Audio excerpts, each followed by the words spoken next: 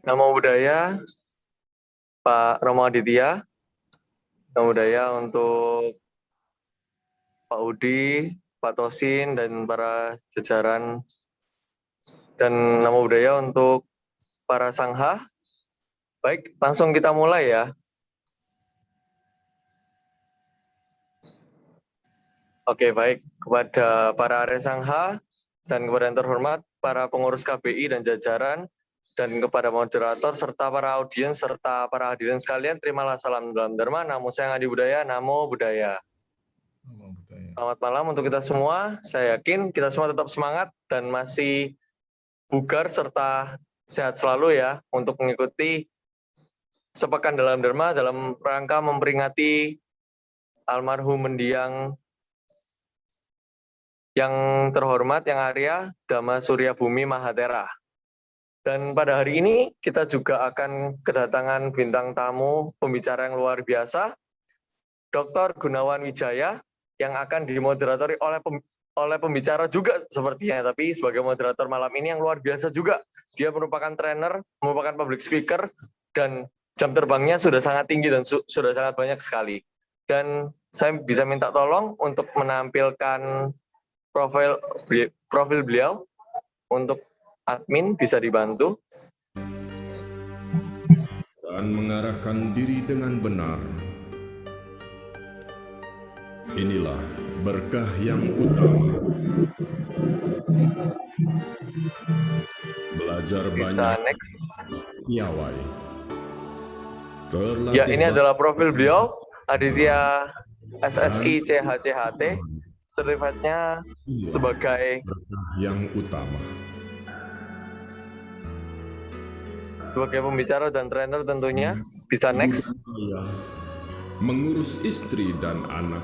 Bisa di full screen tidak? Dengan cara view full screen. Ini PDF ya? Berkah yang utama. Berderma dan berperilaku bajik.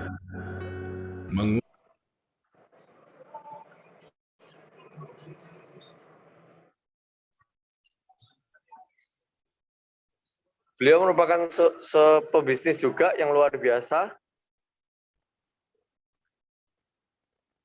Bisa di next lagi. Dan merupakan konsultan bisnis yang jam terbangnya sangat luar biasa. Dan tidak ragu lagi, moderator kita, Pak Aditya ini merupakan Romo yang juga sering sekali mengisi Dhamma Desana, membawakan Dhamma, dan melatih SDM-SDM unggul untuk bisa berkontribusi di dunia kerja maupun kegiatan manapun. Baik, tanpa basa-basi lagi, saya akan panggilkan moderator kita yang luar biasa, Pak Aditya Phoenix. Untuk layar dan tempat, saya persilakan untuk layar dan waktu. Oke, selamat malam. Terima kasih Hendra untuk pembukanya yang begitu luar biasa. Dan tapi saya tadi terus terang dibacakan seperti itu. Jadi, suaranya tidak kedengaran ya. Cek 1 2. Cek.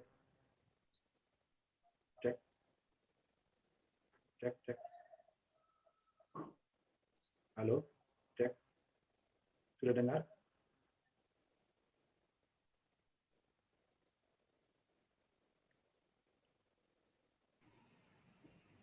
Halo, cek. Cek.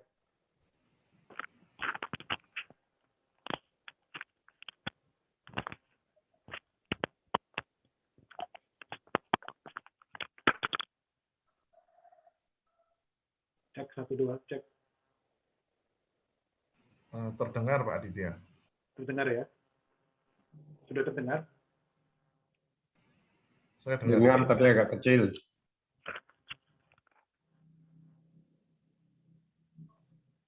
Oke, baik. Selamat malam semuanya.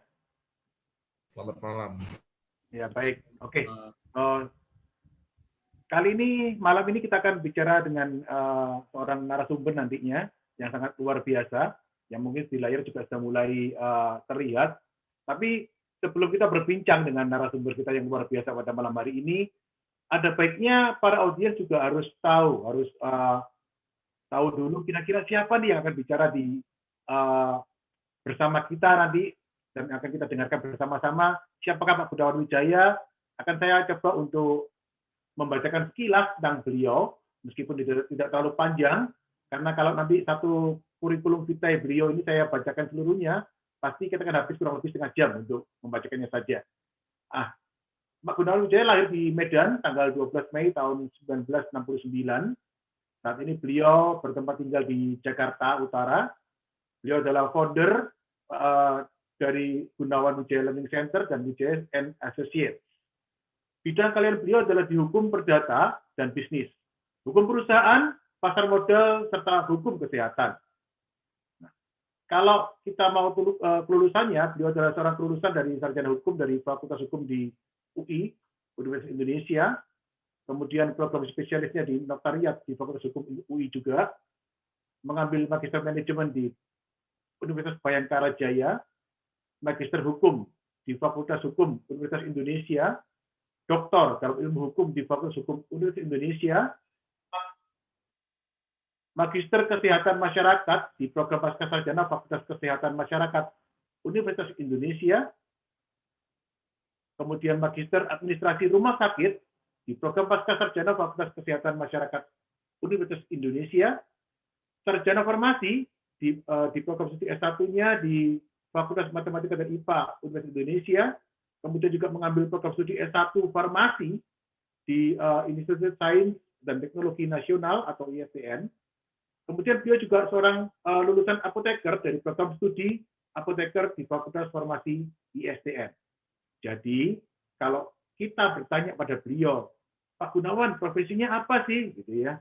Nah, mungkin para audiens juga ingin tahu kira-kira profesinya beliau apa saja nih, gitu ya. Saya akan bacakan. Izin profesi beliau meliputi seorang advokat, seorang konsultan hukum di pasar modal, seorang kurator dan pengurus, penerjemah tersumpah Inggris Indonesia, sertifikasi konsultan pajak private B, sertifikasi dosen, apoteker, mediator, adjudikator, safety assessor kosmetik, arbiter, serta konsultan kesehatan. Luar biasa ya. Nah, kalau kita bertemu dengan orang yang luar biasa seperti ini, tentu saja kita akan juga merasa bahagia dan luar biasa juga. Nah, hari ini beliau bukan hanya bicara tentang profesinya, bukan hanya bicara tentang hukum dan bisnis, tapi beliau juga akan mengkaitkan antara hukum, bisnis, dan dharma. Karena itu malam hari ini kita akan bicara mengenai 3 hal yang luar biasa, yaitu hukum, bisnis, dan dharma. Oke, baik. Saya akan undang Pak Gunawan di layar, sudah ada di layar sekarang. Selamat malam Pak Gunawan. Selamat malam Pak Aditya, selamat malam semuanya. Namo Buddhaya. Pak Gunawan, Namo Buddhaya Pak. Oke. Pak Gunawan, audiens ini mulai bertanya-tanya nih, ketika saya mulai membacakan tentang profesi Pak Gunawan yang begitu luar biasa, mereka mulai bertanya-tanya, begitu ya. Kira-kira tadi ada hukum, ada bisnis, ada kesehatan, ya kan? Sebagian besar adalah berkaitan dengan hukum, bisnis, dan ilmu ekonomi, begitu ya Pak Gunawan ya. Nah, bisa nggak kita ke audiens dulu Pak Gunawan, di awal ini, bagaimana awal mula Pak Gunawan bisa menggeluti profesi-profesi ini? Ya, gini ya, kalau bicara profesi, memang saya berangkat dari lulusan Fakultas Hukum Universitas Indonesia tahun 1990, gitu ya. Jadi kalau dibilang awalnya mau terjun ke dunia hukum, mungkin iya, mungkin tidak juga kan gitu ya.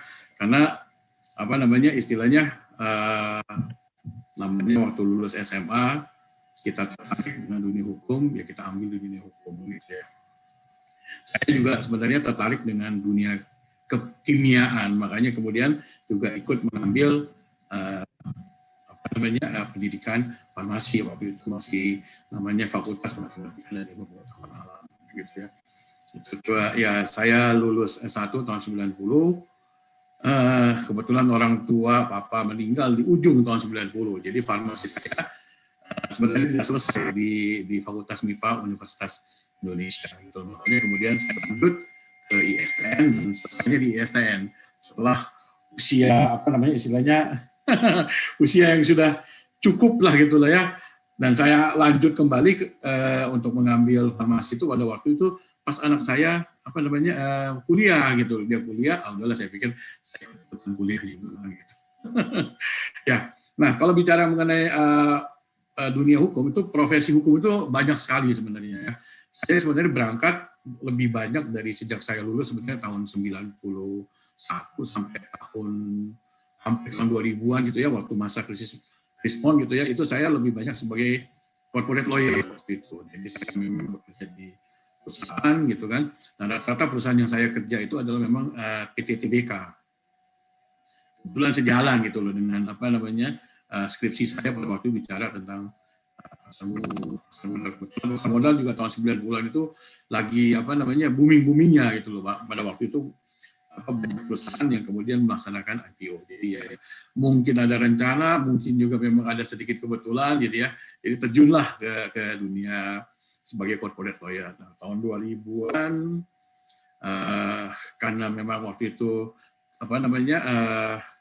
hampir dalam dunia bisnis itu hampir banyak nggak bisa kerjakan. Tapi saya sebagai orang hukum kan gitu ya, lebih banyak ketemunya PPPN dulu gitu loh, urusannya restructuring gitu kan. Akhirnya 1999 akhir saya ambil magister manajemen di Bayangkara. Tahun 2000 saya ambil S2 hukum di UI. Jadi waktu itu ya sudahlah sambil iseng-iseng gitu kan. Saya di situ juga mulai masuk ke profesi satu lagi tuh, profesi sebagai dosen. Saya mulai belajar untuk mengajar gitu ya, belajar untuk mengajar gitu ya. Jadi sambil sekolah waktu itu mulailah belajar untuk mengajar. Sampai akhirnya saya selesai di S2 Fakultas Hukum. Mungkin sebelum selesai di tengah-tengah saya diminta untuk membantu waktu itu IMF. Jadi dalam rangka pembenahan gitu kan, hukum Indonesia pasca reformasi kan gitu ya. Salah satu yang diundangkan tahun 1998 itu adalah undang-undang tentang kepailitan ya, fair easement, fair ordering pada waktu itu. Kebetulan diminta, saya juga nggak tahu angin seperti bagaimana gitu ya. Tiba-tiba saya diminta, akhirnya saya membantu di sana, dan di situ saya banyak berkenalan dengan senior-senior yang luar biasa. Gitu. Setelah kemudian akhirnya atas dukungan juga saya akhirnya lanjut ke S3 di tempat yang sama di Fakultas Hukum Universitas Indonesia sampai saya menyelesaikan doktornya. Sambil itu ya saya juga proses mengajar juga terus berjalan kan gitu ya. Nah, kembali lagi ke tahun 1999 gitu ya. Terus sebenarnya mungkin masalah yang menarik buat saya ya. Di situ juga saya pertama kali diminta untuk menjadi public speaker. Waktu itu berkaitan dengan keluarnya Undang-Undang tentang Larangan Praktek Monopoli, Undang-Undang Nomor 5 tahun 1999 gitu loh. Yang minta kebetulan waktu itu dari industri farmasi, GP Farmasi pada waktu, karena memang saya punya latar belakang farmasi sebelumnya, meskipun nggak selesai sebelumnya gitu ya. Gitu. Nah, itu bersumber dari sebenarnya buku. Saya menghasilkan pada tahun 1999 itu 3 buku pertama. Satu berkaitan dengan perseroan Undang-Undang PT, yang kedua adalah berkaitan dengan praktek monopoli gitu ya, dan satu lagi adalah saya jadi lupa judulnya, tapi pokoknya kepailitan. Itu memang di 3 buku itu yang kemudian membawa saya menggeluti memang hukum perusahaan, hukum kepailitan kan gitu ya, sampai dengan persaingan usaha setelah itu. Jadi itu awalnya. Nah, punya cerita kenapa buku itu bisa muncul itu mulainya tahun 1993 gitu loh. 1993 waktu itu saya mau renovasi rumah gitu ya. Orang tua sudah tidak ada, namanya tinggal di Teluk Gong kan gitu ya.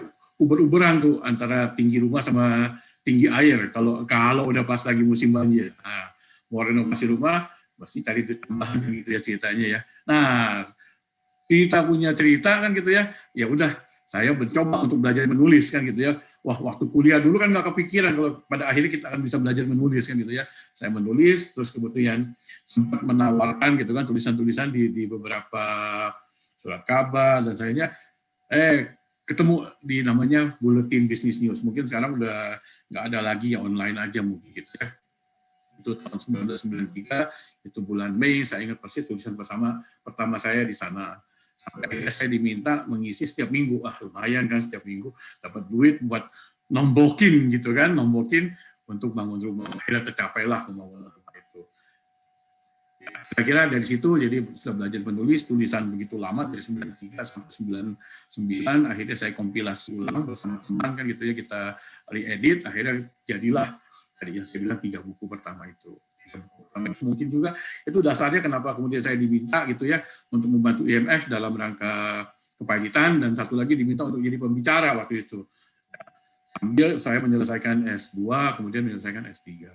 Nah, ada satu profesi yang sebenarnya dalam tanda kutip saya juga lupa kapan itu dimulainya, tapi antara tahun 2000-an menurut saya kira-kira seperti itu. Saya diminta waktu itu untuk memberikan keterangan ahli. Jadi untuk menjadi saksi ahli di Pengadilan Negeri Palembang kalau nggak salah waktu itu. Jadi pertama kali pengalaman jadi saksi ahli itu ternyata di luar Jawa, malah di Palembang gitu loh. Nah, kalau sampai sekarang sebagai saksi ahli mungkin saya sudah ratusan gitu ya jumlahnya, baik di kepolisian, kejaksaan, pengadilan, bahkan sampai ke arbitrase di luar negeri gitu. Jadi saya bilang profesi hukum ini ternyata memang dalam tanda kutip ya banyak yang bisa kerjakan gitu loh. Terus dengan profesi hukum gitu. Setelah saya kembali ke dunia akademis gitu kan, setelah sekolah lagi nih jadi mahasiswa kan gitu ya. Nah, saya cuma waktu saya ingin sekolah lagi ke mahasiswa, waktu itu cuma kepikiran karena melihat ada undang-undang tentang STSN dan undang-undang tentang BPJS 2011, makanya 2012 gitu kan, kebetulan anak sekolah, saya pikir saya lanjut lagi lah, saya masih punya modal sedikit gitu kan, farmasi sisa-sisa dari UI lama gitu kan, sekolah lagi. Terus kemudian saya juga karena ISN itu nggak jauh dari UI, di selain saya saya juga ikut ambil public health-nya di FKM UI. Lulus public health, lanjut ke administrasi rumah sakit gitu ya, karena memang apapun yang berkaitan sekarang ini kan dunia pandemik itu semua kita bicara tentang public health gitu ya. Bicara BPJS pasti kita nggak akan pernah terlepas dari rumah sakitan gitu. Jadi saya kadang-kadang bersyukur juga gitu loh, kenapa waktu itu bisa kepikiran seperti itu ya. Jadi kalau ditanyakan mengenai profesi saya sekarang ini ya ada setengah memang perencanaan yang mungkin karena saya merasa waktu itu tertarik gitu kan, dan mungkin juga karena flow-nya memang mengikuti arus yang sudah ada. Gitu. Nah, mengenai bisnis sebenarnya saya bukan pebisnis, cuman karena saya banyak bicara hukum bisnis gitu kan, mau tidak mau sedikit saya harus tahu lah. Makanya kemudian saya ambil tuh magister manajemen yang saya bilang, supaya apa? Supaya kalau orang finance ngomong saya nggak merasa bingung gitu, ini orang ngomongin apa sih kan gitu ya. Ya udahlah, yang penting asal saya tahu aja tentang manajemen itu. Nah, sekarang ini aktivitas saya baru saja mencoba dengan teman-teman juga untuk membuka sesuatu yang namanya learning center ya. Jadi jualan nama di Gunawan Wijaya Learning Center gitu ya, harapannya learning center ini bisa memberikan manfaatnya buat ya masyarakat supaya gimana ya, kalau kita dengar berita-berita sekarang ini kan berita hoax itu luar biasa ya. Ini nanti ada kaitannya nih dengan istilahnya dhamma gitu ya, kalau kita bicara mengenai hoax kan gitu ya. Nah, bicara soal tadi learning center itu sebenarnya ya mungkin nanti bisa menjadi sesuatu ya wadah orang lebih mau menjadi intelektual daripada hanya percaya berita-berita ini merusak sendi-sendi kehidupan, baik beragama, baik bernegara maupun yang lain-lain gitu. Pengaruhnya kan luar biasa sekali kan. Berita-berita pandemik aja sampai sekarang mungkin di Indonesia sampai sekarang ya nggak beres-beres juga, orang-orang di luar negeri sudah berani buka masker, kita buka masker dulu, akhirnya pakai masker lagi gitu ya. Jadi kira-kira itu kalau kita bicara mengenai profesi hukum. Kalau bicara soal dhamma, sebenarnya saya benar-benar belajar teoritis dhamma itu baru SMA. Ya, SD besar di SD Kristen, SMP saya juga besar di SMP Kristen, SMA saya masuk ke sekolah negeri. Jadi di situ saya belajar agama Buddha. Ya, kebetulan yang ngajar waktu itu Ibu Sutarmi, kalau tahu ya. Jadi disitulah kemudian belajar. Waktu zaman saya ikut ini meletakkan batu pertama Wihara Sunter waktu itu, meletakkan batu pertama Wipasana Geraha, ya daerahnya masih daerah-daerah sekitar gitu. Jadi itulah saya kepada agama Buddha. Kalau lahir memang KTP-nya sudah agama Buddha, tapi karena lingkungan sekolah Kristen kan nggak pernah tahu saya sebenarnya tentang agama Buddha. Sebenarnya kalau ditanya sekarang pun tentang Buddha, mungkin pengetahuan saya kecil sekali, sedikit sekali, jauh sama Pak Aditya, dengan Pak Tosi, ya, dengan Pak Ong, dengan Hendra pun mungkin saya kalah kali ya, apalagi Pak Udi dan Romo-Romo, serta biksu-biksu yang ada semua di sini. Dikatakan mengenai Dhamma, ya saya cuma percaya Dhamma itu adalah our life, itu adalah hidup kita, itu adalah pilihan kita. Ya. Jadi apapun juga yang kita jalani, ini adalah Dhamma buat kita. Buat saya cuma percaya itu aja gitu loh.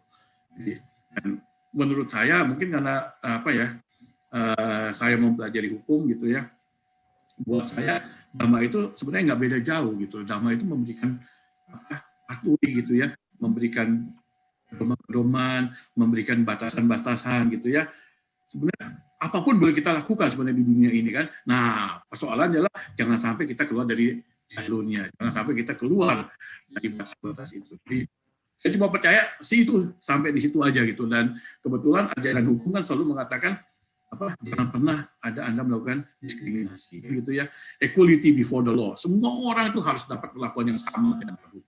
Ya sama gitu. Waktu kita menjalani Dhamma, waktu kita menjalani hidup ini, ya kita nggak harus perlakuan semua orang itu sama. Kita nggak bisa kemudian saya mengistimewakan si ini loh, saya mengistimewakan si itu loh. Saya sih tidak ya, karena memang ya seperti ini adanya gitu ya. Kan normanya ada, pedomannya ada, kita ikutin aja garisnya, jangan sampai kita keluar. Begitu kita udah mepet sedikit, ada rem yang mengatakan balik lagi dong. Masalah. Mungkin kita bisa step back 2-3 step karena kita sudah keluar dari jalur, tapi kita akan kembali lagi pada jalur semula. Bisnis juga sama. Kebetulan kan salah satu yang saya bilang tadi adalah berkaitan dengan persaingan usaha. Semua bisnis itu harus dilakukan dengan ada etiknya. Ada aturannya di sana. Persaingan usaha itulah kemudian yang menjadi rambu-rambu kan gitu ya. Supaya apa? Supaya bisnis etik itu tetap semua tetap normal, kembali pada keadaan ya adanya lah gitu. Kira itu Pak Aditya mungkin yang simpel dulu yang saya bisa sampaikan. Ya, Pak Gunawan, yang saya tahu pasti dari pendengar tadi, berarti Pak Gunawan adalah seorang pembelajar yang luar biasa. Karena Pak Gunawan juga belajar mulai dari titik nol, titik nadir dalam kehidupan ini dan terus berkembang sampai hari ini. Bahkan Pak Gunawan juga membangun sekarang Gunawan Wijaya Learning Center yang tujuannya dalam membuat orang lain juga ikut belajar bersama-sama. Nah, Pak, yang ingin saya tanya begini, Pak.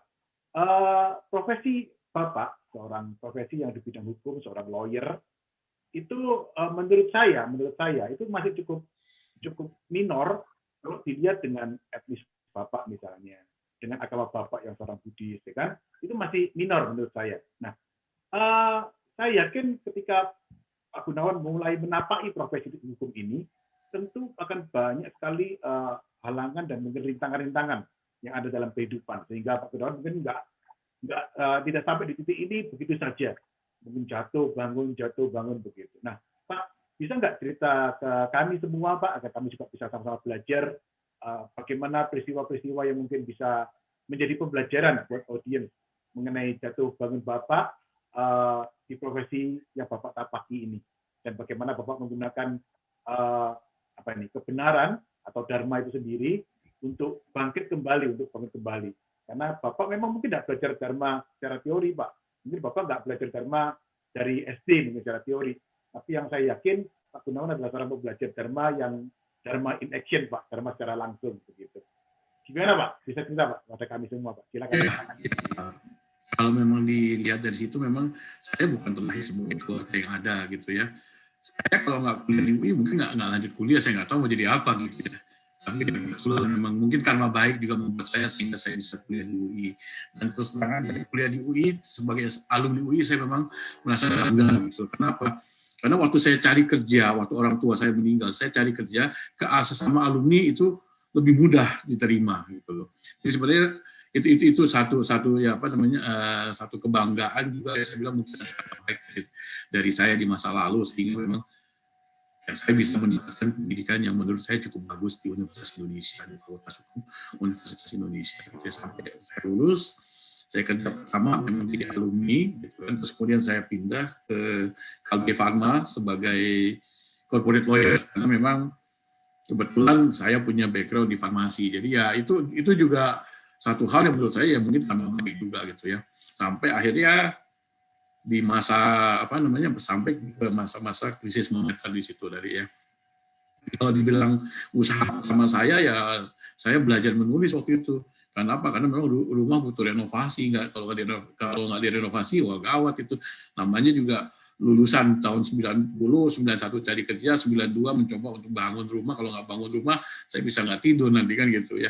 Tapi itulah makanya yang membuat akhirnya saya belajar nulis gitu loh. Nggak ngerti gimana caranya, pokoknya saya belajar nulis sehingga akhirnya tulisan saya itu bisa diterima. Bisa diterima dan akhirnya dalam tanda kutip ya terikat secara tidak langsung untuk memberikan tulisan setiap minggu. Waktu itu saya ingat banget tulisan saya setiap hari Jumat waktu itu harus dimuat. Jadi kejar-kejaran dengan tulisan itu. Yang tadinya nggak bisa nulis, kalau dulu kuliah kan juga capek suruh nulis kan, wah ini gimana sih? Ya akhirnya itulah. Jadi kalau saya bilang ya begitu kita diberikan satu kepercayaan oleh seseorang gitu ya, kita harus laksanakan itu. Jangan pernah kita mengecewakan orang lain. Itu yang satu pembelajaran yang menurut saya sampai sekarang. Siapapun juga gitu ya, dia mau lebih muda, dia mau lebih tua atau siapapun juga, selalu ada hal yang baru yang bisa kita pelajari dari siapapun juga gitu. Termasuk itu belajar menulis benar-benar nggak ngerti dulu, akhirnya nulis dan akhirnya berhasil. Gitu. Sampai tahun 99 yang saya bilang kan, akhirnya saya belajar juga untuk ngajar gitu loh. Karena ya saya pikir saya mau ngapain lagi gitu. Saya resign kan gitu kan, saya lanjut sekolah kan gitu ya waktu itu ya S2, akhirnya saya belajar dan ngajar gitu kan. Coba ngelamar gitu kan ngajar, ternyata diterima, ya udah dikasih cuma ngajar 2 SKS waktu awal tuh, wah ya udah 2 SKS lah, akhirnya bisa belajar untuk mengajar, ya akhirnya jadi hobi sekarang, sampai sekarang ini ya saya masih ngajar gitu loh. Itu mungkin jalan hidup yang lain juga ya, saya jadi ngajar, saya dari menulis saya bisa bikin buku, sampai sekarang saya sudah punya 49 buku, dan mudah-mudahan bisa bertambah lagi gitu ya. Bukunya memang sekarang bukunya masih seri hukum bisnis gitu ya, rata-rata ke sana seri hukum bisnis. Ada 49. Saya mencoba untuk merintis sekarang seri-seri di bidang hukum kesehatan gitu kan. Sedikit nuansa yang berbeda lah kan gitu ya. Ya itulah, jadi mulai belajar menulis, belajar mengajar kan gitu ya. Terus yang saya bilang lagi, saya dikasih kepercayaan waktu itu kan untuk melakukan evaluasi ya terhadap putusan pengadilan oleh IMF. Ya, duitnya ini sih nggak seberapa gitu loh, tapi kepercayaan itu yang merasa membuat saya wah bisa percaya gitu ya sama saya gitu ya. Gitu. Ya mungkin juga karena ada buku saya, itu salah satu aspek yang mungkin menurut saya ya itu karma baik juga gitu. Saya bisa menulis, diterima menulis, akhirnya jadi buku dan akhirnya ada yang mempercayai saya untuk melakukan evaluasi. Itu kami dikenal dengan tim 7, ada 7 orang gitu kan, semua rata-rata sudah jauh senior di atas saya. Ada hakim agung, ada hakim pengadilan tinggi, ada mungkin kalau kenal Bu Kartini Mulyadi ya, yang senior di bidang hukum gitu loh. Saya belajar dari sana gitu kan. Dan ya, kebetulan kemudian dipercaya oleh Bu Kartini, saya disuruh lanjut aja deh S3-nya, ya sudah saya lanjut. Biaya S3 itu. Kalau nggak dibiayai, nggak selesai juga kayaknya saya sekolah ke S3. Gitu ya. Karena baik juga, karena saya bilang tadi, begitu saya diberikan kepercayaan, ya mau nggak mau kita harus laksanakan kepercayaan itu gitu loh. Ya, sampai nggak tidur ya nggak tidur kan gitu ya. Apapun kalau sudah dipercaya orang, ya kita harus lakukan itu kan gitu. Maaf juga sekarang saya dipercaya orang, besok sebenarnya harus kelar ya harus saya kerjakan juga kan gitu. Begitu kepercayaan diberikan itu, ya itu harus kita tuntaskan gitu. Jadi kalau saya selalu mengatakan ya lakukanlah what the best you can do. Nah, itulah jatuh bangunnya terus itu ya gimana ya nggak bisa kita hindari kok, itu memang sesuatu yang alamiah kan gitu ya. Akhirnya saya ambil lagi sekolah kan gitu ya, anak-anak sekolah saya sekolah, nah itu sekolah itu juga banyak makan waktu kan gitu ya. Ya, itulah akhirnya saya jalani juga sampai sekarang gitu kan. Nah, mendalami hukum kesehatan, dan sekarang syukur-syukur saya dipercaya untuk mengembangkan hukum kesehatan di Unkris. Saya juga dipercaya untuk membuat prodi S1 farmasi sebenarnya, tapi karena prodi farmasi masih moratorium sama Kemendikti, ya kita tunggu saja gitu. Jadi saya juga nggak tahu, tapi begitu saya dikasih kepercayaan ya saya akan ambil itu kepercayaan gitu. Tapi balik lagi apa yang kita ambil itu ya tentunya dengan penuh kesadaran kalau memang kita bisa melakukan diambil bahaya nanti itu akan merusak reputasi kita sendiri. Jadi itulah yang saya bilang Dharma itu mengatakan seperti itu. Gitu. Ada peluang kita sikat aja ya jangan. Kalau memang itu di beyond our kan gitu ya janganlah kan gitu. Ada saatnya nanti, tapi begitu ada saat itu muncul, jangan disia-siakan. Karena orang bilang kan, air mengalir itu nggak bakal kembali ke tempatnya 2 kali. Jadi begitu air mengalir ada di sana dan kita merasa ambil air itu kan gitu ya, nggak akan ketemu lagi tuh air yang kedua mengalir di tempat yang sama kan gitu. Ya, sambil ya tadi, saya percaya lah apa yang kita berbuat baik, makanya saya percaya karma baik itu selalu ada. Itu yang sudah saya alami sampai sekarang ini gitu loh. Jadi nggak perlu kita merasa susah, nggak perlu kita merasa kalau kegagalan ya ada kegagalan itu udah pasti udah biasa gitu.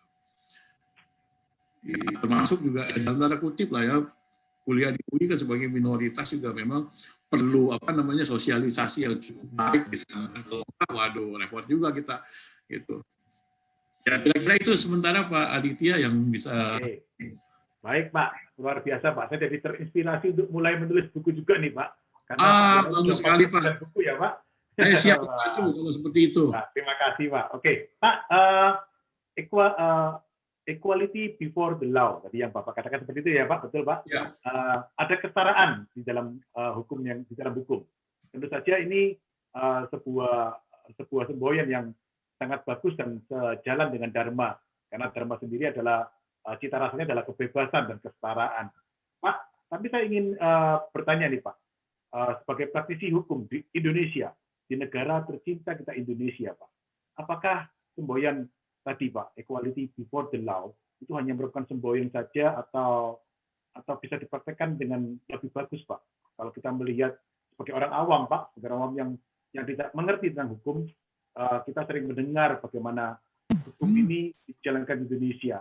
Bagaimana yang tadi Bapak katakan equality before the law, kok seakan-akan jauh dari pelaksanaan hukum di Indonesia. Kira-kira ada tanggapan Pak mengenai hal ini Pak? Ini menarik Pak didiskusikan. Ya. Gini, kalau kita bicara equality before the law memang tapi satu dan lain juga selalu kita mengatakan dunia ini tidak sempurna. Karena ketidaksempurnaannya lah maka kita ada di dunia ini kan gitu ya. Jadi saya mengatakan itu bukan utopia, banyak juga terjadi. Equality before the law itu memang terjadi dalam dunia peradilan gitu. Jadi memang ada kadang-kadang kita menemukan putusan-putusan yang memang agak unfair kan gitu ya. Tapi itu mungkin hanya sebagian kecil gitu. Tapi kemudian itu diekspos kan gitu ya. Yang benar-benar nggak ada yang ekspos gitu loh. Kan biasanya kan seperti itu. Pepatah aja mengatakan nilai titik rusak susu sebelanga. Padahal perbuatan baiknya itu bisa jutaan gitu kan. Sama putusan pengadilan yang benar yang equality before the law itu jutaan gitu. Tapi begitu ada satu yang melenceng gitu kan orang akan melihat itu sebagai wah nggak benar semua.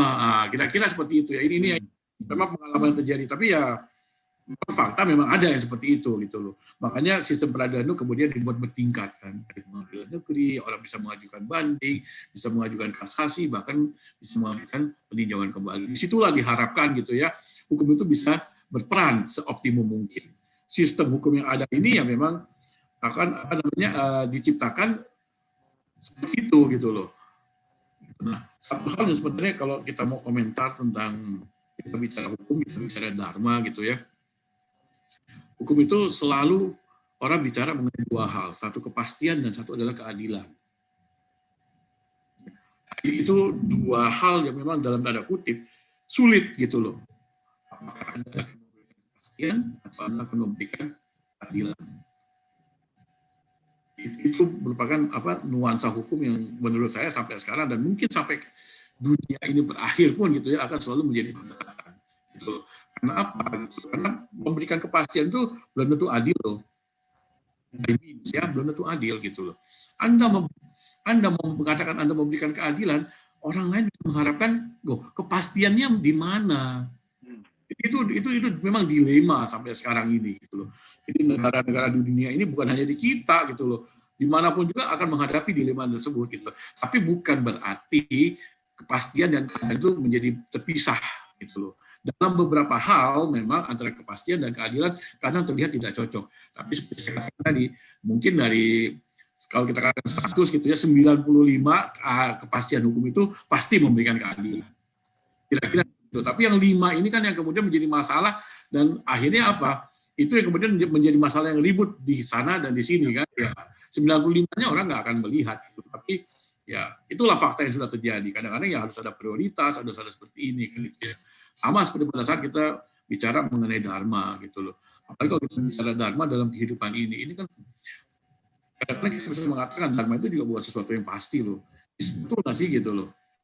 Ya, tapi yang pasti adalah tadi pedoman kita adalah ya kalau buat saya sih mungkin ehipassiko ya nomor 1 yang buat saya akan pegang dulu gitu loh. Kenapa saya katakan ehipassiko? Ehipassiko itu berperan besar sebenarnya dalam hidup. Apalagi kita masuk ke dunia hukum. Gitu loh. Dunia hukum itu adalah dunia yang bicara mengenai fakta. Ehipassiko itu fakta. Kita nggak bisa mengubah apapun juga. Sama fakta itu betul, maka itu adalah fakta yang betul. Jadi dengan ehipassiko, dengan mencari fakta gitu kan, kita tidak akan pernah ditipu oleh hoak manapun juga. Itu yang selalu saya pegang dalam kehidupan ini. Saya nggak pernah percaya omongan siapapun juga, maaf aja gitu ya, mau siapapun juga. Dan saya selalu mengatakan kepada semua murid saya, jangan kalian percaya omongan saya. Bisa aja saya bohongin kalian, karena bentar-bentar saya dosen, saya bisa bohongin, bisa. Gitu loh. Jangan pernah percaya, Tanda cek dan recheck kembali apa yang saya katakan itu benar atau tidak. Ya, karena itulah modal kita kan gitu ya. Kalau kita kemudian omongan kita nggak benar, itu yang jadi bahaya gitu. Nah, untuk menjadi ngomong yang benar itu kita harus dicek sendiri. Jadi kita sendiri kemudian harus melakukan cek dan dicek. Jadi sebelum apa namanya, kalau sekarang kan banyak orang dapat WA terus kemudian di forward. Saya satu orang yang nggak pernah mau forward apapun juga, kecuali saya udah yakin benar itu betul, baru saya forward. Kenapa? Karena saya nggak mau nyusahin orang.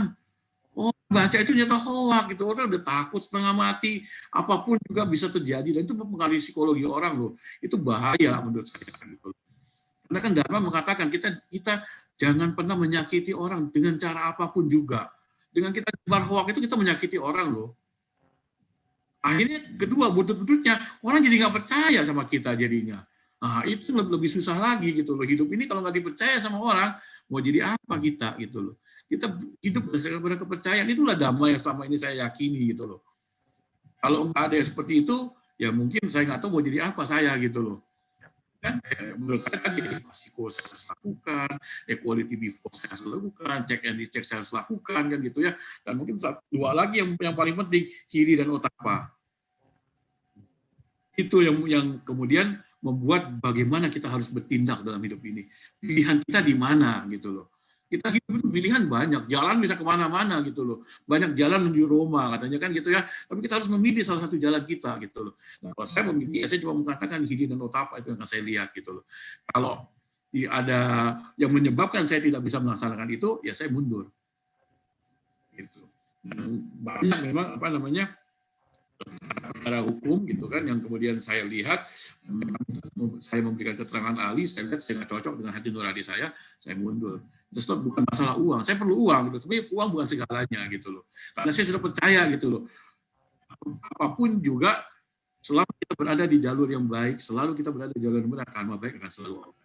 Daripada saya terima uang terus saya kemudian mengatakan sesuatu yang tidak benar akibatnya menjolimi orang lain, nah itu bahaya. Kalau di kepolisian gitu kan, saya selalu pasti hanya akan mendefense ini bukan perkara pidana. Karena banyak sekali sekarang dalam praktik ini gitu kan terjadi kriminalisasi dalam tanda kutip ya gitu loh. Dan itu saya nggak ngerti apakah itu ada yang sengaja dilakukan karena memang ada perselisihan gitu. Ada kadang-kadang juga yang banyak masalah politis seperti itu gitu loh. Udah menjelang pilkada itu yang namanya tipikor itu wah sudah banyak gitu loh.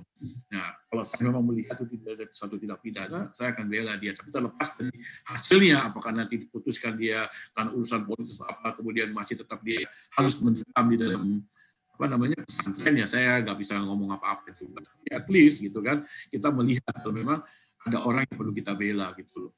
Dan itu akan membuat ya setidaknya orang masih percaya hukum itu ada. Ada masih ada yang mau membela dia gitu loh. Terlepas tadi kan, apakah memang kemudian muncul hal yang kemudian masih dia tetap dipesakakan, masih dia tetap kemudian dikenakan pidana, ya itu memang sudah karena masing-masing yang menentukan. Tapi setidak-tidaknya kita membantu lah. Itu seperti Pak Aditya. Oke, terima kasih Pak Gunawan. Wah, Pak Gunawan ini ternyata orangnya humble sekali ya, sangat rendah hati. Tadi bilangnya nggak bisa dharma. Padahal kalau tadi kita dengarkan baik-baik nih audiens nih, jejak dharma dalam profesi Pak Gunawan jelas sekali. Tadi Pak Gunawan sudah mengatakan pada kita ada Kalama Sutra di sana, ada Hipasiko di sana, ada Hiri dan Utapa di sana, ada tentang hukum karma di sana. Jadi jelas sekali bahwa sebenarnya Pak Gunawan sudah melakukan dharma in action, jejak dharmanya sangat jelas sekali dalam profesi Bapak rupanya. Pak, begini Pak, tadi mengenai kepastian dan keadilan Pak tadi Pak. Oke, saya masih mau lanjut lagi nih Pak. Nah,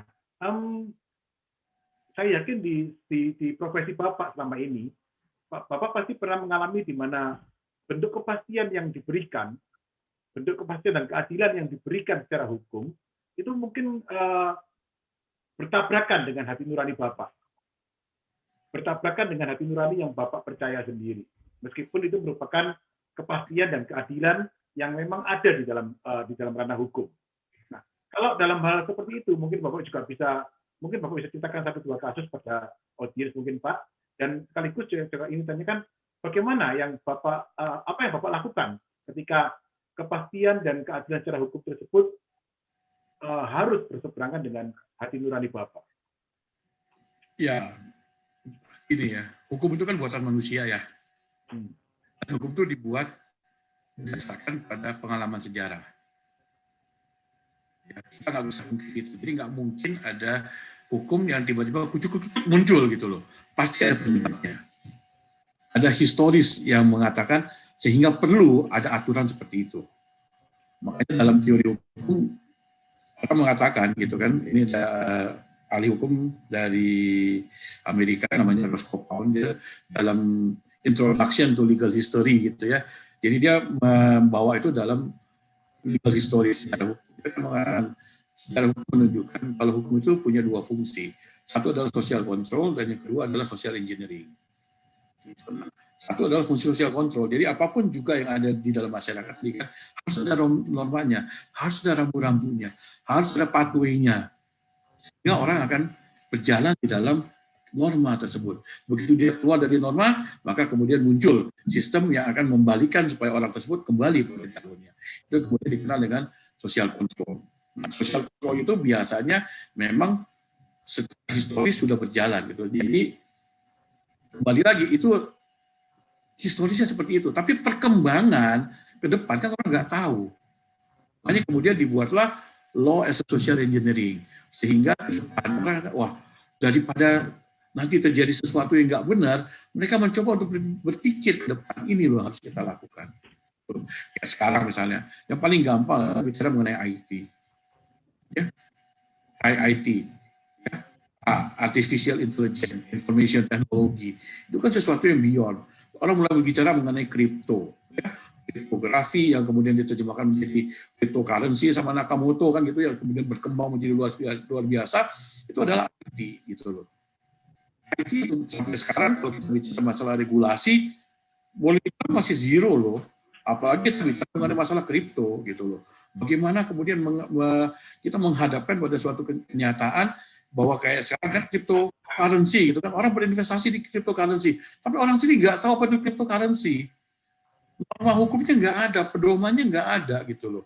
Nah, yang seperti itu yang sebenarnya perlu yang namanya tadi law as a social engineering harus diarahkan, harus dibawa kemana gitu loh. Nah, tapi kembali lagi gitu loh, globalisasi mengakibatkan semua menjadi tidak mudah. Karena apa? Karena banyak negara, ada negara yang pro, ada negara yang kontra terhadap kripto seperti itu. Terus kita mau di mana? Jadi kadang-kadang ya karena nggak ada regulasi, harus buat keputusan. Nah, itu yang kemudian menjadi dilema gitu loh. Karena membuat keputusan dan keputusan itu kemudian menjadi tidak cocok dengan hati nurani, kadang-kadang kita bingung. Ya cuma kalau saya selalu mengupayakan, saya tulis sesuatu gitu loh. Mau di jurnal, mau di manapun juga, supaya untuk membuat apa? Ada satu perspektif lain loh, yang bisa dipikirkan nanti kalau seandainya ingin dibuat undang-undang yang mengatur mengenai hal tersebut, ingin dibuat peraturan yang ingin mengatur hal tersebut. Jadi ya memang fakta mungkin menyakitkan buat kita, tapi kan kita harus diam. At least we have to do something ya. Karena profesi saya hanya bisa menulis, ya saya tulis aja lah apa adanya kan gitu ya. Paling tidak itu menjadi wacana, paling tidak menjadi perspektif. Jadi ada banyak sisi loh sebenarnya bisa dilihat dari hal itu. Nggak bisa kita melihat sesuatu dari satu sisi. Saya cuma ingat itu tuh, yang katanya megang gajah gitu ya. Megang gajah jangan pegang badannya doang gitu ya. Jangan pegang ekornya doang, jangan pegang belalainya doang. Harus pegang apa? Ya gajahnya gitu. Kalau enggak perspektif kita salah gitu kan. Begitu kita pegang ekor, ini udah kayak cambuk-cambuk aja ini gitu kan. Begitu kita pegang badan, itu kayak tembok gitu loh.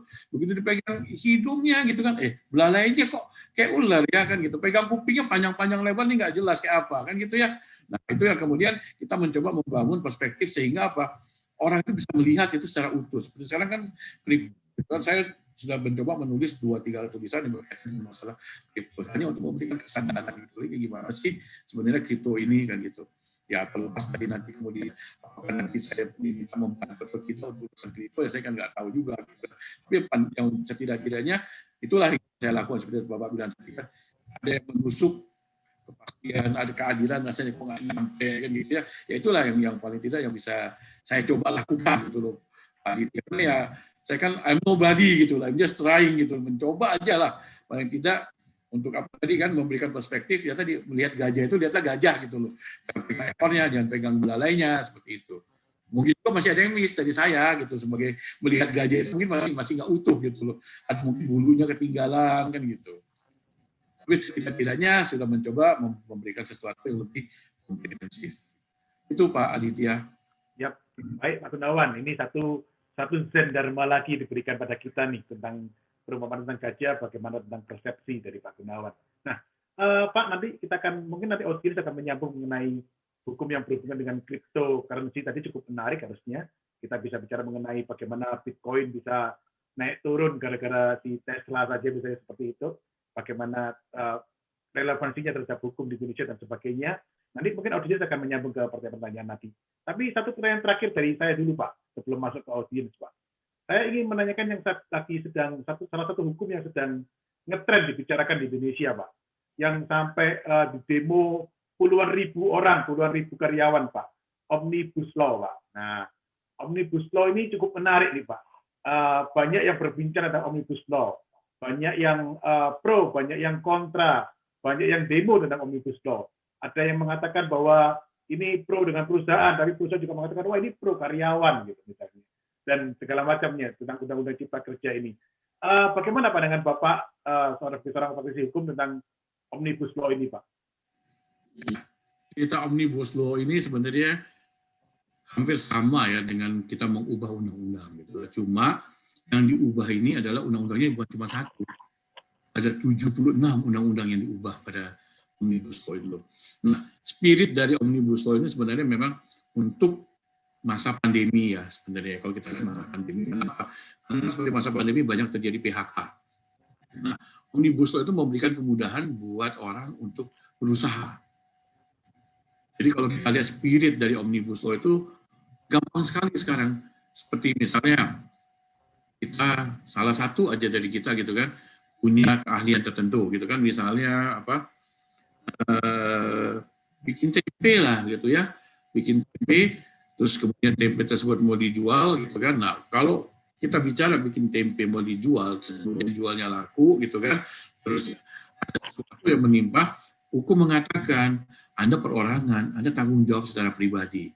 Nah, dengan Undang-Undang Cipta Kerja sekarang dimungkinkan si satu orang tersebut ya dengan modal hanya Rp5.000 gitu kan, dia bikin PT. Nah, PT itu kemudian menjadi tanggung jawab yang terbatas. Jadi kalau sampai terjadi sesuatu dengan urusan pertempeannya gitu ya, itu orang itu tidak akan menderita gitu loh. Karena apa? Karena harta kekayaannya tidak dijamin semuanya. Yang dijamin hanya apa? Harta kekayaannya tadi 5.000 perak yang dijadikan modal untuk bikin tempe. Jadi itu, dan perizinan berusaha dibuat mudah gitu loh. Orang juga cukup punya NIB. Kalau kita manusia kan punya NIK ya, nomor induk kependudukan gitu kan.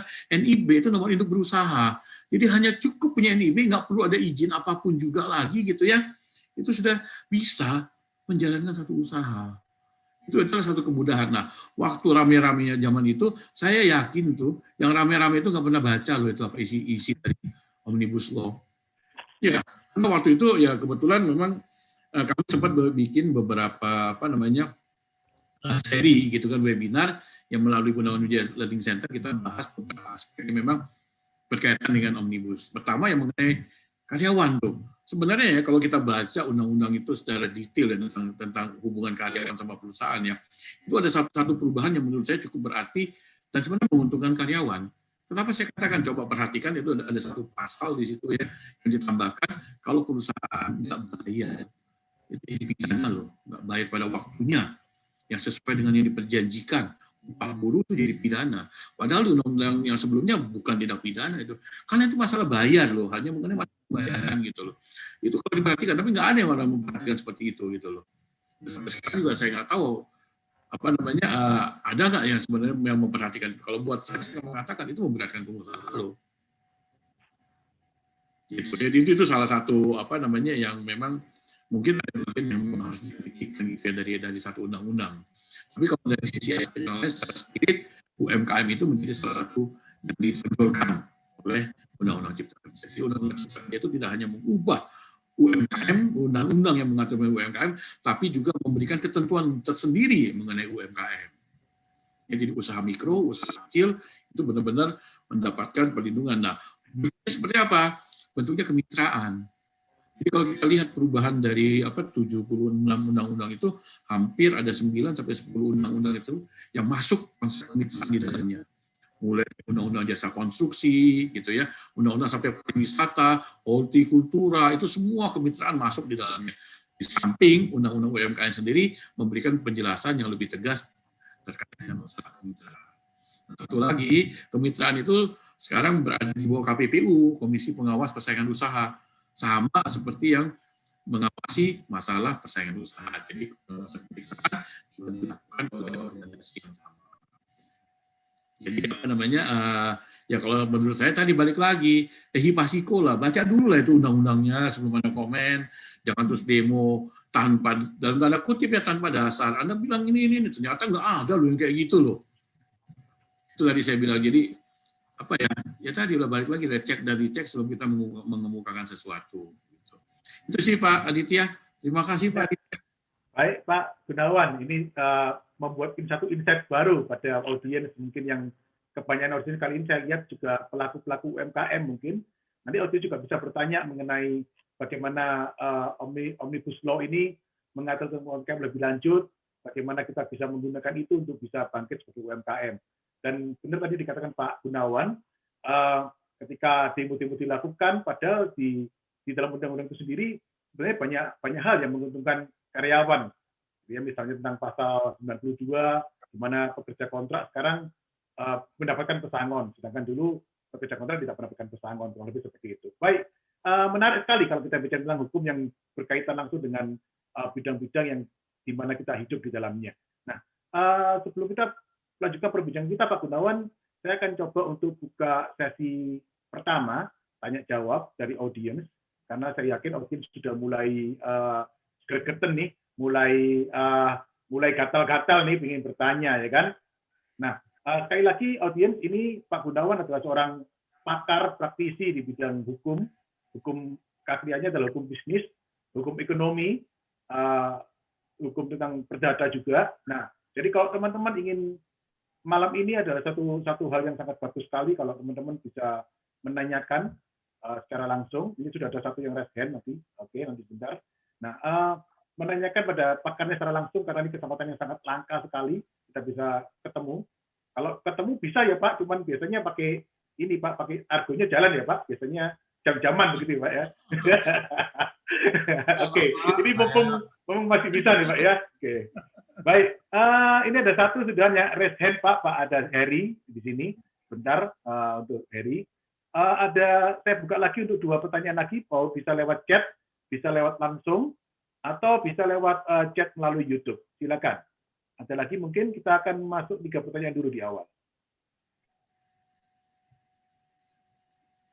Tidak ada? Oke, kalau tidak ada, sementara silakan Harry. Tapi sebutkan dulu asalnya dari mana. Silakan di unmute Harry. Silakan. Selamat malam Pak Malam. Gunawan. Ini Pak, saya kan ada grup WA, sering dapat share-share info gitu kan.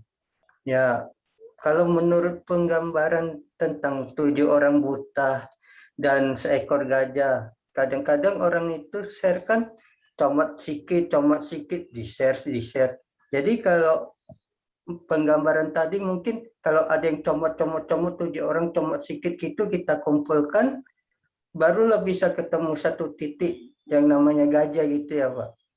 Tapi ada juga gini, udah share, saya tanya, ini benar? Ya yakin saya. Tiba-tiba ada yang datang bilang, oh ini hoax. Oh ya hoax, mak. Tapi kan udah masuk memori yang hoax itu. Untuk lupakan, lebih gampang mengingat hal negatif daripada melupakan gitu. Aduh udah masuk memori, berusaha gimana cara positifnya gitu. Apalagi belum lagi katanya bela keadilan, bela negara, tapi suruh demo, gimana ya? Memang bagus sih bela negara, tapi masa untuk membela kita demo sama demo jadi. Bukan demo sama damai, gimana tanggapan Pak Gunawan? Terima kasih.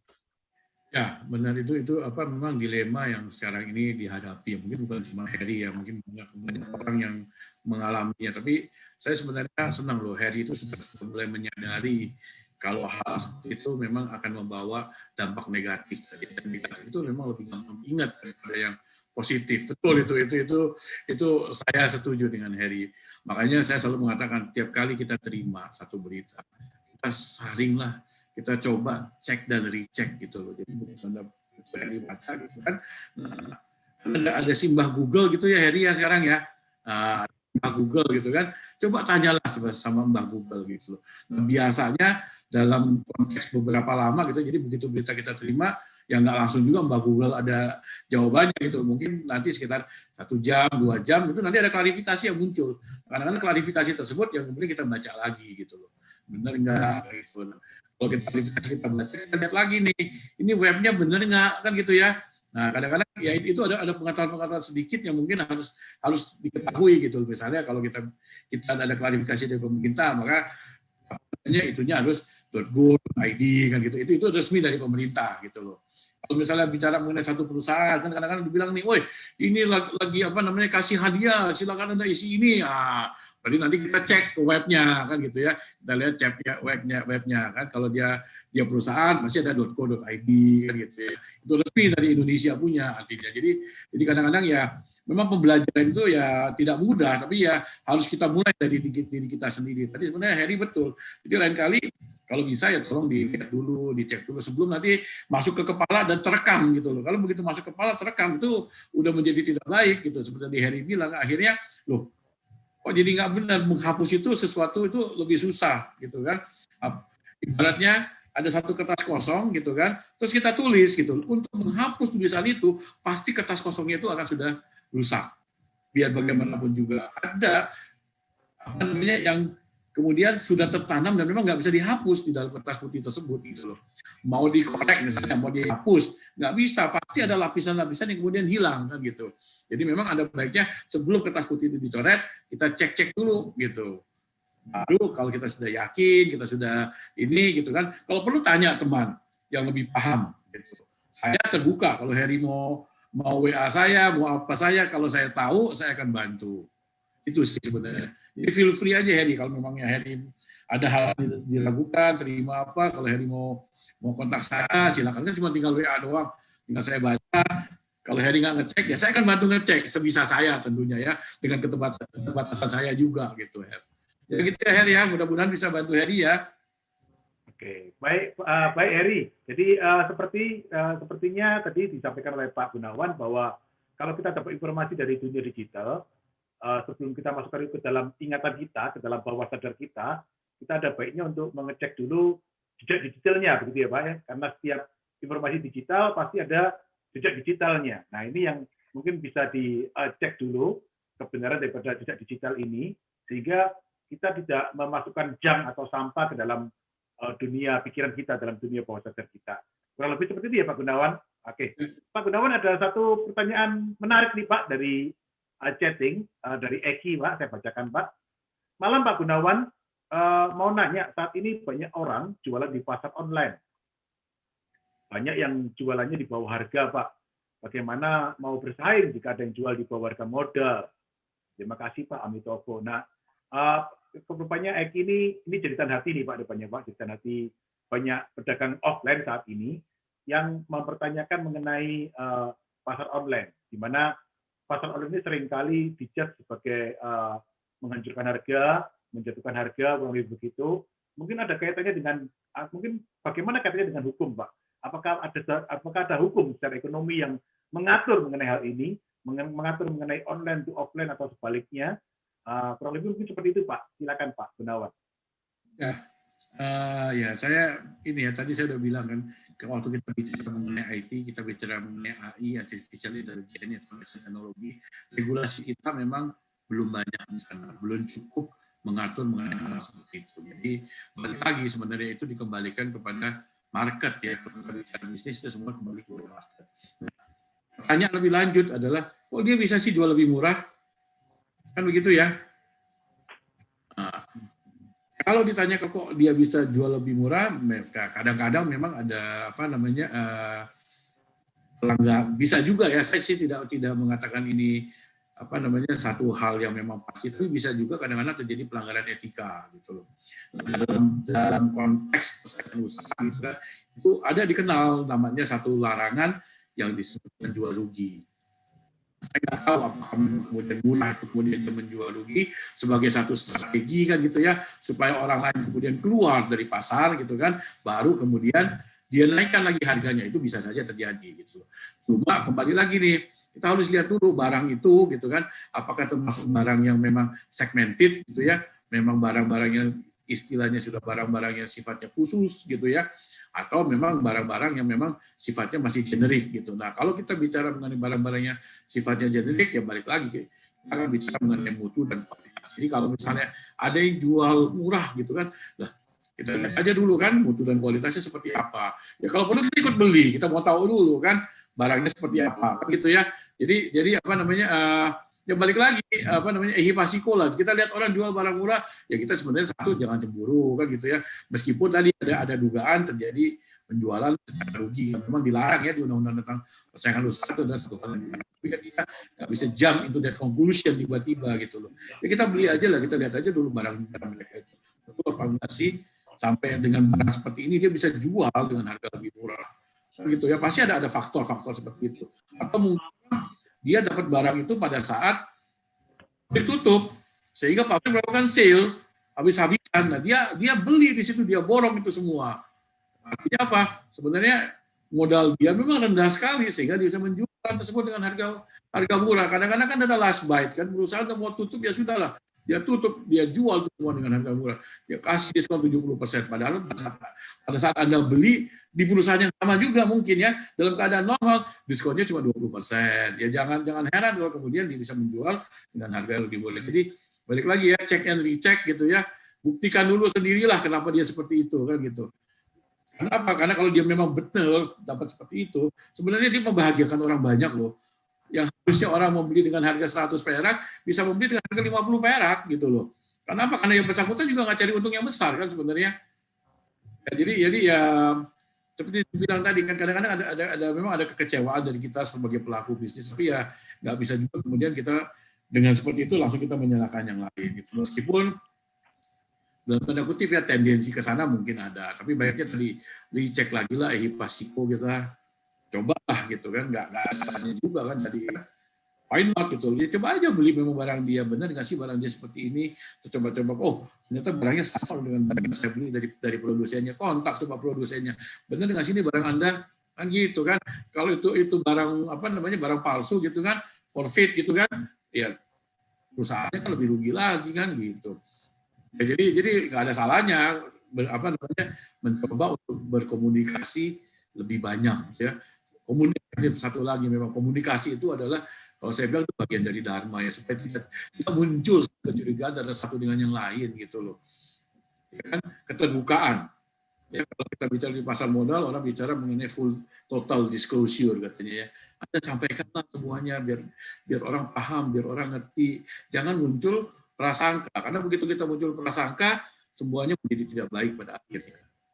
Ya, komunikasi ya mungkin ya saya pikir salah satu yang harus dikembangkan juga seperti itu. Jadi bukannya saya mau ngajarin nih, cuman saya kasih tahu sedikit aja lah. Kalau saya seperti itu yang akan saya lakukan gitu. Saya coba mungkin saya beli di network kita bisa tahu kualitasnya. Mungkin mereka sama, ternyata kualitas yang dijual beda gitu loh. Banyak sekali merek-merek palsu yang kemudian beredar di pasaran saat ini kan gitu.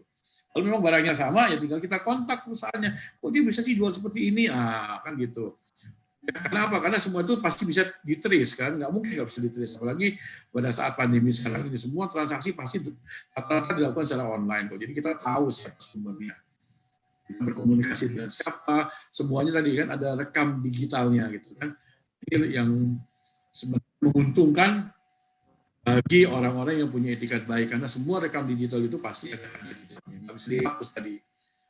Ya itu kira-kira gitu ya. Yap, oke, baik. Semoga menjawab pertanyaannya Pak Eki tadi. Pak, pembicara, rupanya audiens kita banyak dari luar daerah juga nih Pak kali ini. Tadi Heri yang bertanya itu dari kisaran Pak, dari Sumatera Utara rupanya. Satu daerah nih Pak dengan Pak Gunawan ya rupanya ya. Oke. Nah, Pak sebentar, sebelum saya lanjutkan pertanyaan audiens, tadi dari pertanyaan Pak Eki ada satu hal yang menarik yang ingin saya gali lebih lanjut Pak. Nah, berkaitan dengan pasar online juga Mas ya Pak. Nah, pasar online sekarang perusahaan besar Pak, itu yang merasa dia punya produk harganya mulai hancur, dia sekarang mulai menunjuk satu perusahaan lain Pak, satu perusahaan mitra, kemudian disebut sebagai enabler Pak. Istilah online-nya seperti itu Pak. Nah, enabler itu tujuannya adalah menstabilkan harga Pak. Jadi ketika ada harga yang hancur, maka perusahaan akan memberikan suntikan dana ke enabler untuk bahkan memberikan promo yang sedikit gila misalnya gitu Pak. Sehingga akhirnya tidak bisa ada penjual lain yang menjual harganya di bawah itu. Ini tujuannya jadi katanya mau menstabilkan harga Pak. Atau pihak perusahaan juga seringkali melaporkan pada e-commerce yang bersangkutan, jadi ke Shopee, ke Tokped dan segala macam Pak, untuk men-take down toko-toko yang menjual dengan harga yang lebih murah. Gitu. Nah, yang istilahnya kan begini Pak, bukankah tindakan ini sebenarnya bertentangan Pak dengan undang-undang anti monopoli Pak? Tadi kan Bapak bicara mengenai monopoli Pak ya. Nah, kalau perusahaan-perusahaan besar seperti ini sendiri kan sebenarnya kan merupakan salah satu indikasi terjadinya monopoli di pasar online Pak, di mana online sendiri juga akan dikuasai oleh perusahaan itu sendiri Pak, atau presiden itu sendiri Pak. Gimana Pak menurut Pak Gunawan pandangannya? Ya, kalau dikatakan mungkin ada tendensi monopoli sih mungkin aja, tapi terus terang aja saya nggak berani komen panjang Pak, karena saya nggak tahu faktanya. Oke. Nah, itu aja saya nggak berani komen karena saya nggak tahu faktanya. Tapi kalau memang mau di test case, silakan lapor ke KPPU. Ya nanti KPPU tentunya mereka akan punya orang-orang yang memang akan kemudian melihat dan menentukan memang benar-benar terjadi praktek monopoli. Jadi sebenarnya mungkin sedikit knowledge gitu ya, monopoli itu nggak pernah dilarang oleh undang-undang. Yang dilarang adalah praktek monopoli. Karena monopoli itu keadaan pasar gitu loh. Mau dikatakan monopoli kalau memang cuma satu. Nah, praktek monopoli adalah cara untuk mencapai monopoli itu.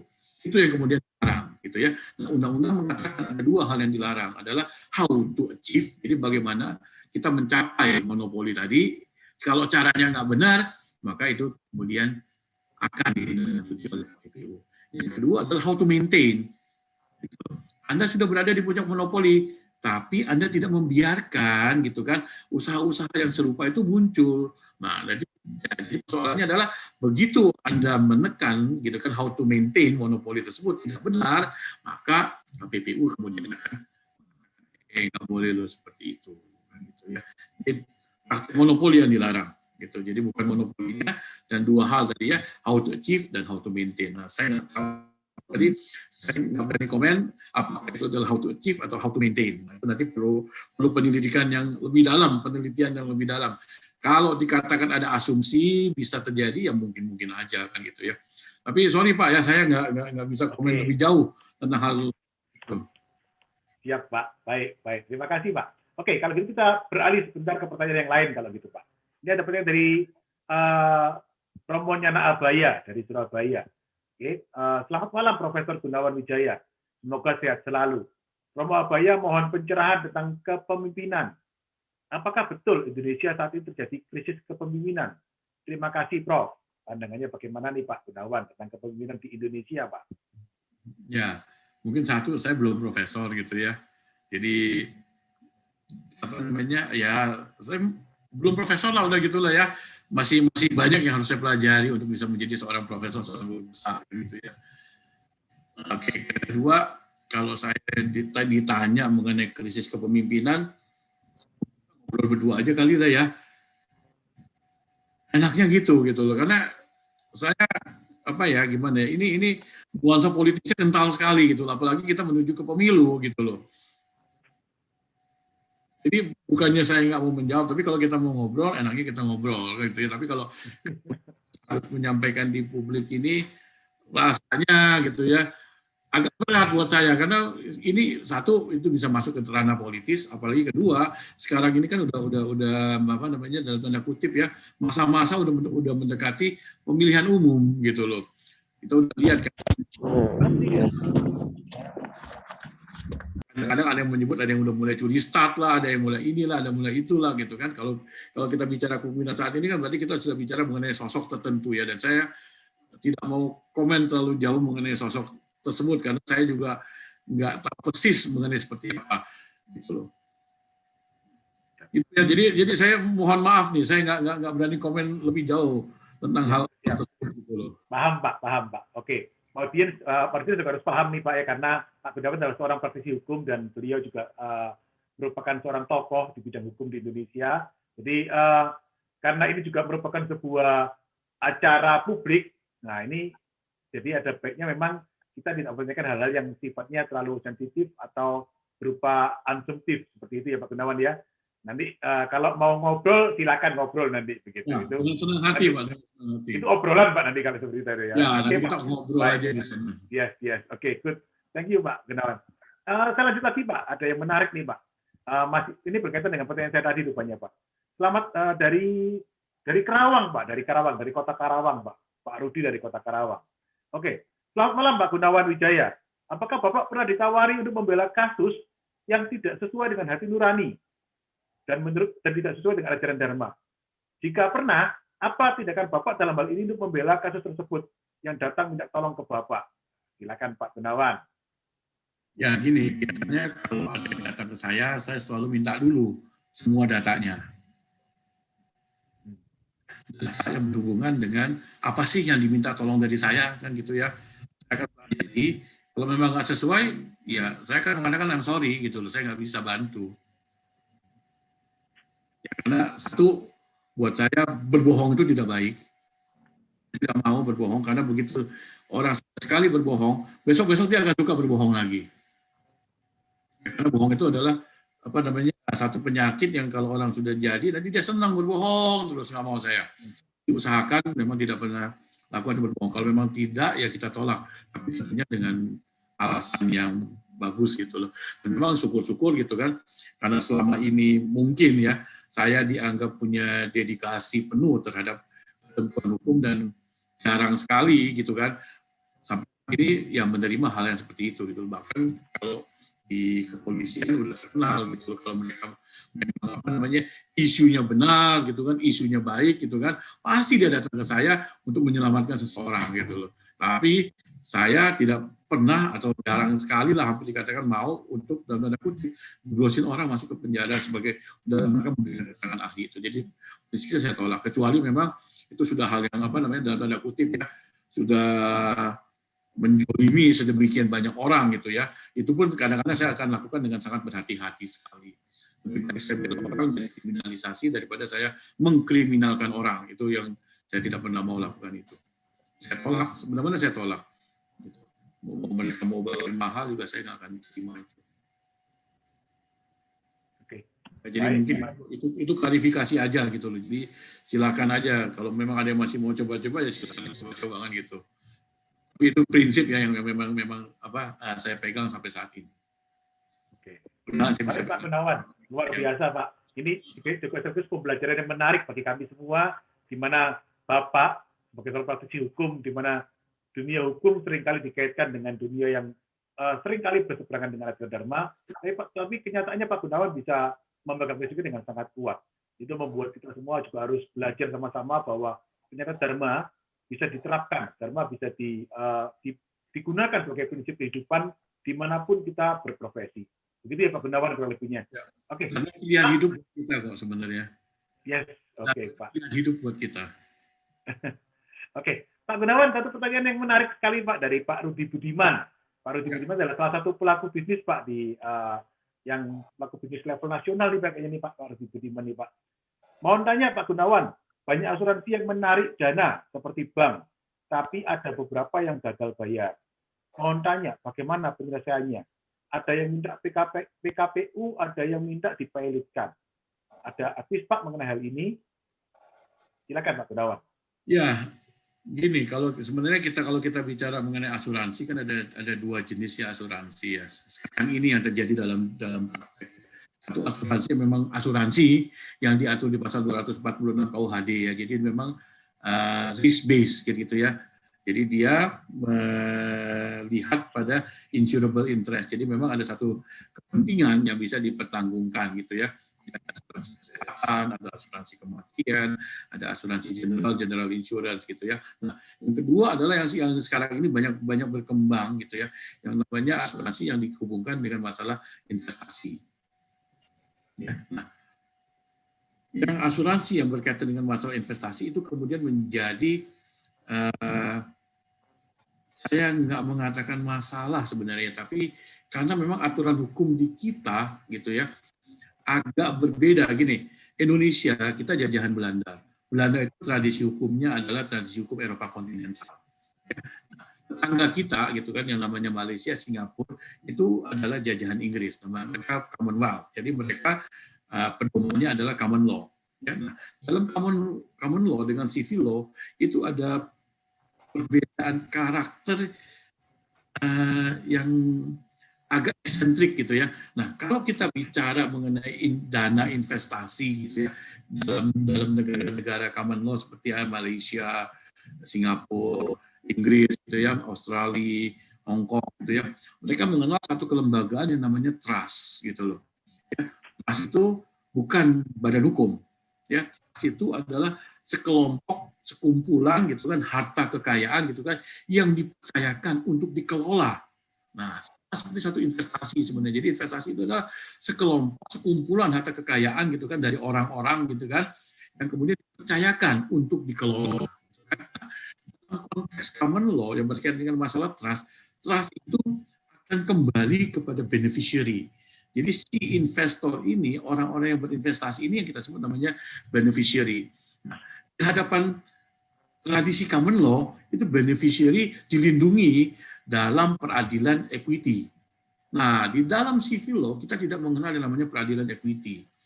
Jadi, kemudian dalam tanda kutip gitu ya, aset atau harta yang dipercayakan oleh investor diserahkan kepada satu lembaga yang namanya investasi tadi, lepas mau asuransi atau tidak, kemudian menjadi milik, dalam tanda kutip, milik dari perusahaan yang menerima uang tersebut.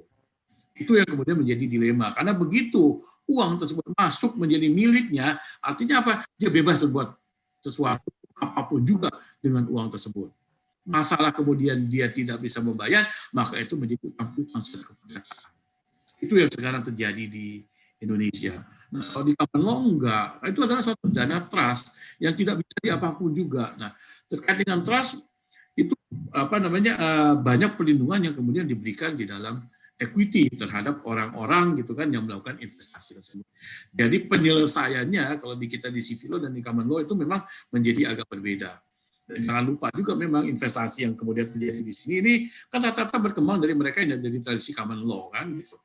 Investasi dari asuransi mana juga pasti itu investasi tersebut munculnya modelnya dari common law. Jadi ya ada sedikit tidak ketemu ya antara sistem hukum common law, tradisi hukum common law dengan tradisi hukum kita di civil law. Jadi itu yang salah satu masalah yang kemudian muncul gitu loh. Dan ini merembet ternyata kemana-mana pada akhirnya gitu. Ini apa? Ya karena dianggap dia milik dari dia, tentunya tidak bisa diapa-apakan kan gitu. Yang ada adalah cuma menjadi urusan utang. Padahal kalau kita lihat tadi di tradisi equity, mereka tidak akan pernah bisa keluar dari kondisi mereka sebagai pasti saja untuk mengelola sejumlah uang tertentu. Itu komen dari saya. Jadi memang ini hal yang terjadi karena perbedaan tradisi hukum. Gitu. Sampai sekarang ketentuan yang mengatur mengenai trust di Indonesia itu belum ada. Karena kita negara civil law, ada beberapa negara civil law yang sekarang sudah membuat undang-undang tentang trust, gitu ya.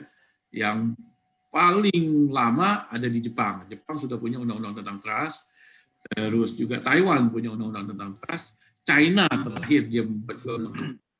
Karena kalau itu nggak dibuat, itu akan terjadi celah hukum yang kemudian bisa dimanfaatkan, gitu kan? Yang seperti sekarang ini kita lihat. Nah, ini efek lebih lanjut dari undang-undang pasar modal kita juga sebenarnya. Jadi kalau sekarang orang rame-ramenya asuransi kan gitu ya. Kalau dulu gitu kan lebih kurang 10 tahun yang lalu yang rame adalah wakil perantara pedagang efek. Ya, kalau pernah dengar cerita dulu yang namanya securities itu menjadi salah satu yang dalam tanda kutip fungsi trustnya juga tidak berfungsi di sana sampai akhirnya KSEI mengeluarkan sub rekening efek. Sebelum KSEI mengeluarkan sub rekening efek gitu kan, KSEI selalu mengatakan saya nggak pernah punya hubungan sama investor. Yang punya hubungan dengan investor adalah tadi si perantara pedagang efek. Jadi perantara pedagang efek adalah yang memang dalam tanda kutip megang gitu loh semuanya yang berkaitan dengan uang, apapun juga investasi dari investor itu juga terjadi di pasar modal. Tapi setelah keluarnya sub rekening efek di mana si investor bisa memantau sendiri melalui KSEI, nah hal itu sudah sekarang beralihnya ya seperti ini. Sekarang disebutkan manajer investasi kan dalam perkara yang asuransi kemarin, terus juga Asabri. Nah termasuk efek-efeknya adalah kemudian ke perusahaan-perusahaan asuransi yang kemudian dalam tanda kutip melakukan investasi melalui manajer investasi. Jadi ini dampak luas dari undang-undang pasar modal gitu loh. Itu kira-kira ya penjelasannya. Saya nggak tahu apakah bisa dipahami atau tidak, tapi mungkin terlalu teknis juga yang saya ceritakan. Cuma artinya intinya memang ada kesenjangan hukum ya antara tradisi hukum civil law dengan tradisi hukum common law yang memang harus dibuatlah tadi undang-undang tentang trust. Gitu. Nah, terkait undang-undang tentang trust sebenarnya dari tahun 2007 saya sudah sempat rame-rame ribut-ribut tentang itu, tapi ya sampai sekarang belum ada yang keluar cuma tadi sub rekening efek dari KSEI kepada investor. Itu aja sih yang menurut saya ya, paling tidak ada yang terselamatkanlah saat ini. Meskipun sekarang berkembang hal yang baru. Itu yang mungkin bisa saya sampaikan. Oke, baik. Baik Pak Rudi, nanti kalau Pak Rudi belum jelas, misalnya Pak Rudi bisa langsung tanya WA-nya Pak Gunawan, nanti bisa jadi klien nih Pak, rupanya Pak. Sekaligus. Oke. Baik Pak, sambil menunggu pertanyaan lebih lanjut, saya mau sedikit diskusi lagi nih Pak dengan Pak Gunawan nih Pak. Satu hal yang menarik Pak. Saya mau berbincang tentang yang namanya hutang Pak. Hutang. Oke. Hutang ini salah satu aspek yang banyak terjadi dalam kehidupan. Saya punya teman, semua teman saya pasti pernah punya masalah dengan berhutang atau dihutangi orang. Ini begitu ya kan. Banyak orang dihutangi orang, jadi asalnya teman jadi musuh begitu Pak. Nah, bahkan Sang Buddha sendiri pun mengajari kita sebenarnya lewat Dharma bahwa hidup yang bahagia itu adalah hidup yang tanpa hutang begitu Pak. Ini salah satu ajaran Buddha juga Pak begitu. Nah, berkaitan dengan hutang ini begini Pak. Ada satu kaidah yang kita percaya di masyarakat bahwa kalau ada masalah hutang, apalagi kalau menyangkut masalah perusahaan Pak, misalnya tidak membayar gitu, konsumennya tidak membayar begitu. Ini kalau dia sudah masuk ke ranah hutang dan dia masih mau bayar meskipun hanya 100 rupiah per bulan, katanya itu tidak bisa diapa-apakan Pak secara hukum Pak. Apakah benar demikian ya Pak? Ya, kalau saya selalu mengatakan hidup ini nggak ada tanpa utang. Pasti hidup ini penuh dengan utang gitu loh. Nah, kok bisa gitu? Nah, gampang aja sebenarnya. Kalau kita lihat perusahaan gitu ya, sebenarnya hidup kita kan sama dengan satu perusahaan kan. Hidup gitu kan, cuma bedanya kita makan, perusahaannya makan, yang makan karyawannya gitu ya. Nah, itu kan ada namanya neraca ya. Neraca lalu ada dua, lalu ada timbangan. Satu aset, satu liability gitu loh. Liability itu utang semua. Jadi apa namanya dari sisi neraca pun gitu ya, itu pasti ada namanya utang. Ada aset, ada liability. KUH Perdata pun gitu ya, kalau memang ada yang mau buka-buka, iseng-iseng, pasal 1131 KUH Perdata mengatakan ada benda, ada utang gitu loh. Jadi memang itu utang dan benda itu memang nggak bisa dipisahkan gitu loh. Pada saat kita punya satu harta kekayaan, kita punya benda, pasti ada utangnya kita. Sampai kapanpun juga. Nggak ada yang namanya orang terbebas dari utang. Kita sekarang bilang kita nggak punya utang loh. Anda punya NPWP kan? Simple aja gitu. Apapun juga penghasilan Anda gitu yang Anda terima, berapapun pasti ada utangnya. Nah, masalahnya adalah apa? Masalahnya kita harus tahu gitu loh. Bagaimana kita tahu? Ya, kita berutang, ada kemampuannya kita kan gitu loh. Makanya kalau dalam apa namanya ekonomi keuangan, manajemen keuangan kan dikatakan kan ada yang namanya debt to equity ratio kan gitu ya. Nah, debt to equity ratio. Jadi kalau seandainya kita punya harta 3 gitu kan, ya setidak-tidaknya 1 itu adalah free of debt. 2-nya Anda boleh utang. Jadi debt to equity ratio-nya kira-kira seperti itu gitu loh. 1 berbanding 2 kan gitu ya. Utangnya 2, equity-nya 1. Berarti debt to equity ratio-nya adalah 2. Itu common di dalam dunia bisnis gitu loh. Dan memang dalam kehidupan sehari-hari ya juga seperti itu gitu loh. Tidak ada apa ya tadi saya bilang tidak ada yang istilahnya utang. Nah, pertanyaannya adalah waktu kita ngutang gitu kan, kita sadar sih akan kemampuan kita untuk membayar. Saya mengatakan ya, kalau saya jujur ya, saya hidup dari utang loh. Yang saya bilang kan tadi, waktu saya nih mau bangun rumah gitu kan, saya pinjam uang sama bank. Kalau saya nggak dikasih pinjam uang sama bank, nggak bisa bangun rumah saya di tahun 92 itu, sampai saya harus belajar nulis, akhirnya saya mendapatkan itu, tapi itu utang gitu loh. Balik lagi, karena saya tahu dari penghasilan saya nggak bisa berutang, makanya saya cari tambahan income tadi, sampai akhirnya gitu kan, dalam tanda kutip, saya dapat ya 1 bulan 4 kali ngisi kan gitu kan, waktu itu saya cuma dibayar 150.000, satu tulisan 600.000, akhirnya saya bilang oke, saya mau minjam yang pokoknya cicilannya 600.000, dapat akhirnya. Jadi itu yang saya pakai akhirnya gitu. Jadi saya nggak ngutak-ngatik apa yang saya dapat. Ya ini tambahan ini memang saya perlukan gitu. Kalau enggak, saya nggak akan menderita. Saya yang akan menderita. Kenapa? Karena begitu tiap kali banjir saya udah nggak sanggup hidup itu. Tingginya itu bisa sampai seleher. Jadi kalau saya nggak bangun itu nggak jalan buat saya gitu. Jadi saya bilang utang itu ya utang kita jalani utang tersebut itu. Cuma balik lagi. Kita harus sadar pada kemampuan kita. Gitu. Nah, yang kedua, kalau kita mau minjemin orang pun utang, gitu kan. Kalau saya mengatakan, ya Anda nilai aja dulu, dia sanggup bayar atau enggak. Kalau Anda sudah tahu dia nggak sanggup bayar, jangan ngutangin, kasih aja. Daripada Anda kecewa. Pengharapan tuh kalau tidak dipenuhi, pasti orang kecewa. Nah, jadi ribut pada akhirnya. Karena apa? Karena dia merasa itu adalah utang. Yang namanya utang, dia kan nagih terus kan, ya udah tahu orang nggak mampu bayar kok masih ngutangin, lu kasih aja udah, seberapa yang Anda rela kasih, udah, itu aja. Kalau perlu bantu teman-teman kolek gitu kan, oke nih teman kita ada sesuatu, Anda mau nggak membantu, udah bantu aja. Karena jangan pernah berharap dia akan membayar, karena dia nggak sanggup untuk membayar. Kasih aja udah. Nanti ada waktunya, ada karma yang akan bergulir. Percayalah itu. Tapi jangan berharap ya, terus kemudian kamu menganggap itu perbuatan baik saya, terus saya nunggu-nunggu karmanya. Ya, jangan juga seperti itu. Jadi sudah lakukan. Tadi slow, seperti air mengalir tadi kan, yang nggak akan datang pada 2 kali. Ya kan, Anda membantu orang di situ, sekali itu lewat gitu loh. Kalau Anda nggak bantu, Anda nggak akan mendapatkan apa-apa di situ. Jadi anggap aja itu sama seperti air mengalir, kasih aja udah selesai. Bagi kita teman kan, makanya kalau teman terus kemudian pakai utang-utangan, waduh pusing lah udah. Saya nggak pernah mau kayak gitu. Nggak mau saya minjem utang sama teman, saya pinjam ke bank atau ke financial institution. Dan mereka nilai saya sanggup nggak membayar. Kalau mereka nilai menolak saya ya sudah, nasib lah mau bilang apa kan gitu. Memang kita dianggap tidak mampu membayar. Ya itu ya, itu persepsi saya, itu pandangan saya mengenai tadi kenapa muncul utang piutang. Tapi kalau utang itu menurut saya karena saya sendiri memang masih berutang gitu kan, dalam tanda kutip kan gitu ya. Ya buat saya kembali lagi yang ngasih pinjam saya harus bisa menilai saya, dan saya juga bisa menilai saya mampu nggak sebenarnya untuk membayar utang tersebut. Ya. Jadi kalau sesama teman dan kita tahu dia nggak bisa ini ya janganlah, mendingan ini ya, hindari kita melihat sesuatu yang kemudian di kemudian hari menjadi konflik. Jangan deh, daripada konflik di belakang hari, mendingan kita konflik sekarang. Udah, saya nggak bisa pinjemin kamu, udah gitu aja kan. Tapi kalau kamu mau, ini yang bisa saya bantu kepada saudara. Kan gitu kan. Ya kalau kemudian dia nggak suka sama kita kan nggak bisa maksa orang juga suka sama kita kan.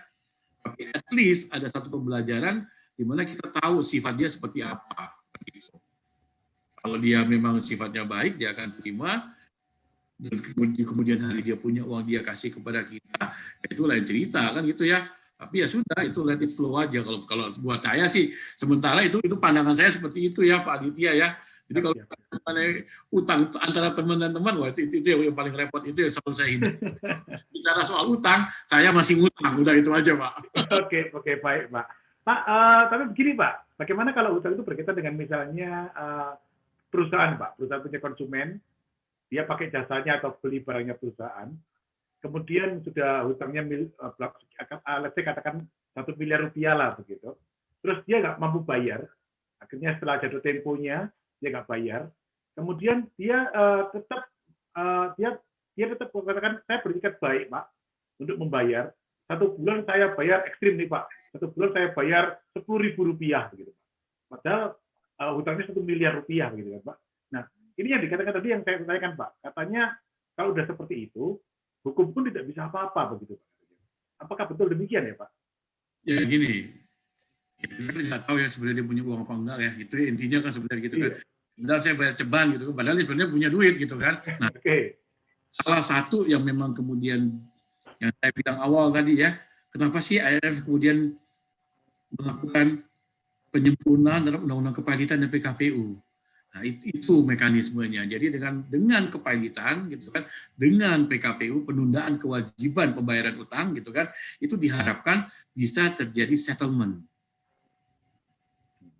Ya, jadi memang undang-undang itu kemudian disempurnakan, itu undang-undang zaman Belanda dulu, Fair Ordening gitu, itu tahun 1800 sekian gitu kan, yang akhirnya disempurnakan di tahun 1998 gitu loh. Itulah yang kemudian menjadi mekanisme gitu kan untuk tadi, kalau kita bilang kepailitan dan PKPU itu adalah salah satu bagian dari restrukturisasi utang. Pengampunan utang pun bisa terjadi di sana, kalau memang orangnya tidak mampu. Kalau buat perusahaan, maka perusahaan itu otomatis harus dibubarkan nantinya.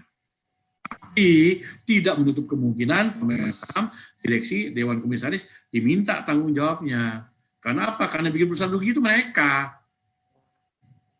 Jadi mekanisme itu diberikan gitu loh oleh Undang-Undang Kepailitan dan PKPU. Jadi jangan khawatir gitu loh sebenarnya.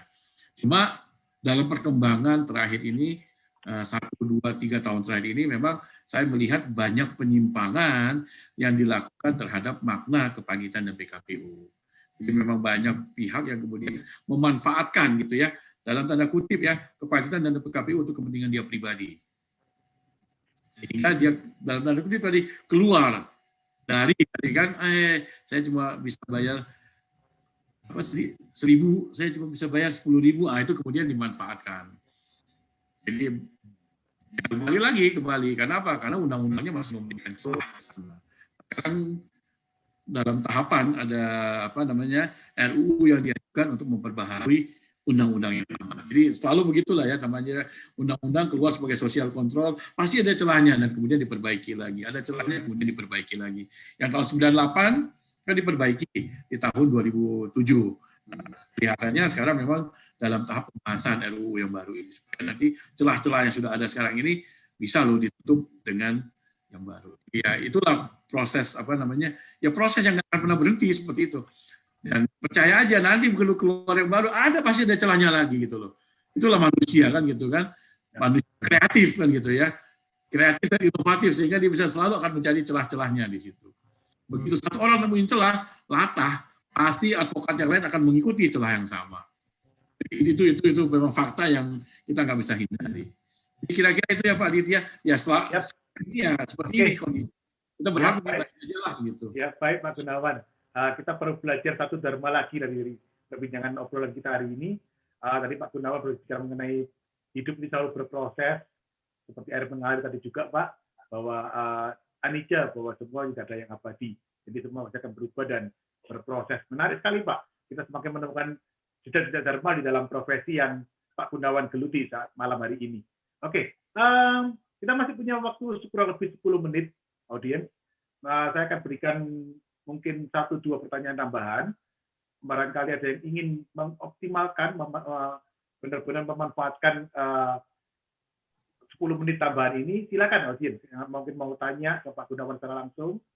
Tadi bincang-bincang mengenai air mengalir, Pak. Air mengalir itu kan falsafah hidup Pak Gunawan, saya lihat nih. Tadi Pak Gunawan bicaranya selalu bicara mengenai air mengalir, Pak ya. Nah, omong-omong, kita punya satu tokoh Pak di sini, Pak Wahyudi Gatot yang kebetulan juga hadir saat ini malam ini.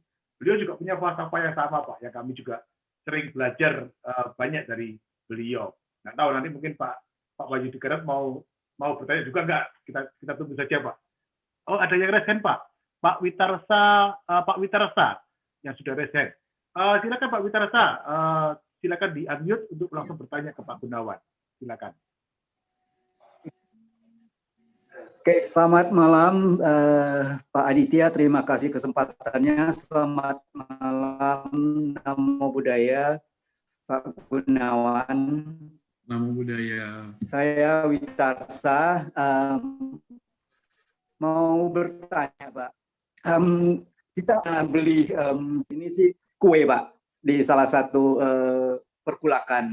Jadi di sana itu kan kue itu ada ininya Pak ya, masa ininya expired date-nya. Jadi waktu saya beli itu kan dia 5 hari ya ada expired date-nya. Jadi setelah itu saya bawa pulang.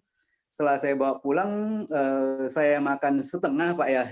Setelah itu setengah lagi saya simpen. Jadi belum habis masa expired date-nya itu hari ketiga, maaf Pak, itu kuenya jamuran Pak. Setelah jamuran, saya lihat karena jamuran saya bawa kembali ke tempat saya beli Pak, dan saya komplain. Setelah saya komplain, saya ketemu dengan orang perkulakannya. Pertama mereka menyalahkan mengapa katanya Bapak makan ini kuenya setengah katanya. Jadi setelah setengah itu katanya itu tidak bisa dipulangkan katanya. Saya bilang lah, kalau saya beli kue, tidak saya makan, saya simpan aja untuk apa? Saya bilang, justru saya beli, saya makan, karena saya mau makan, makanya saya beli. Dan setelah itu, setengah itu karena belum expired date itu, saya nggak makan keseluruhan, saya simpan. Dan setelah 3 hari, ternyata itu malah berjamur. Jadi saya bilang, ini kan kesalahan dari produsen. Tapi mereka tetap berkeras katanya itu tidak bisa katanya. Karena apa? Karena katanya kita di sini di perkulakan kita Bapak baca enggak katanya. Kita juga punya peraturan katanya semua barang yang dibeli setelah 1 hari, hari kedua kalau tidak dipulangkan itu tidak bisa dikembalikan lagi dan tidak bisa kita terima katanya. Saya bilang, saya cuma bertanya, maaf Pak, fungsinya expired date ini apa Pak? Saya bilang, Jadi kalau seandainya saya beli makanan dari Bapak, setelah lewat 5 hari expired date-nya, saya bawa pulang, saya bermasalah, saya kembalikan, mungkin saya bilang saya nggak pantas. Karena memang di sana sudah tertulis expired date. Tapi ini expired date tertera di sana, saya datang, saya bawa makanan ini, dan ternyata baru 3 hari telah jamuran, saya mau kembalikan ke Bapak, Bapak bilang tidak bisa dikembalikan. Alasan Bapak pertama, itu saya sudah makan setengah. Dan yang kedua, katanya Bapak bawa, itu Bapak nggak baca aturan di perpulakan kita. Di perpulakan kita itu saya bilang, maaf Pak, saya sudah lama, itu saya udah puluhan tahun member di sini Pak, dan tidak ada pernah terjadi kejadian begini. Tapi dengan adanya kejadian begini, saya datang dan saya sampaikan, malah Bapak menganggap saya mengada-ngada, saya bilang.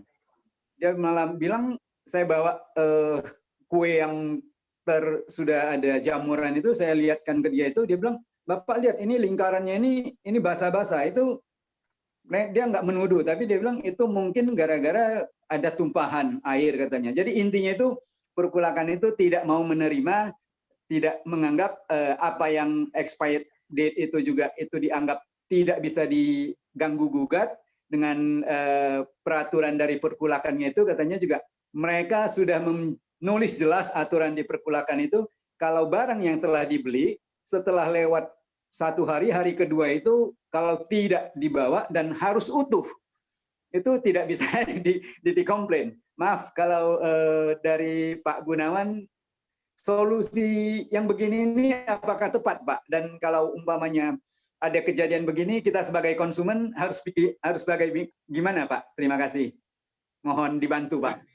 Begini, jadi ini bicara mengenai masalah perlindungan konsumen gitu ya. Kita punya undang-undang konsumen ya.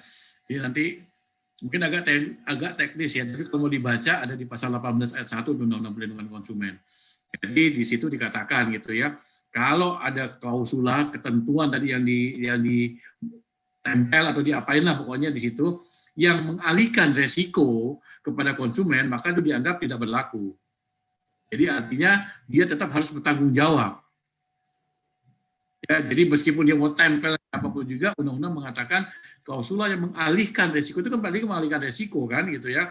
Mengalihkan resiko, ada expired date-nya, harusnya expired date itu akan berlaku penuh di sana kan gitu. Jadi itu undang-undang mengatakan tempelan apapun yang dia bilang tadi itu tidak berlaku. Ya kalau kedua, ya kalau dia tidak mau dalam tanda kutip tadi ya menerima Bapak, penyelesaiannya ya yang paling gampang mungkin bisa dilaporkan ke YLKI Pak. Yayasan Lembaga Konsumen Indonesia. Di tempatnya Bapak mestinya ada. Bapak ada di mana Pak lokasinya Pak? Saya di Jakarta Pak. Oh, Jakarta banyak. Jakarta tenang aja kalau itu mah. Tinggal datang aja, mau kantor pusat YLKI juga ada di Duren Sawit situ. Jadi datang aja kepada YLKI, bawa barangnya, nanti YLKI pasti akan bantu untuk penyelesaiannya. Itu ya Pak Witasa ya.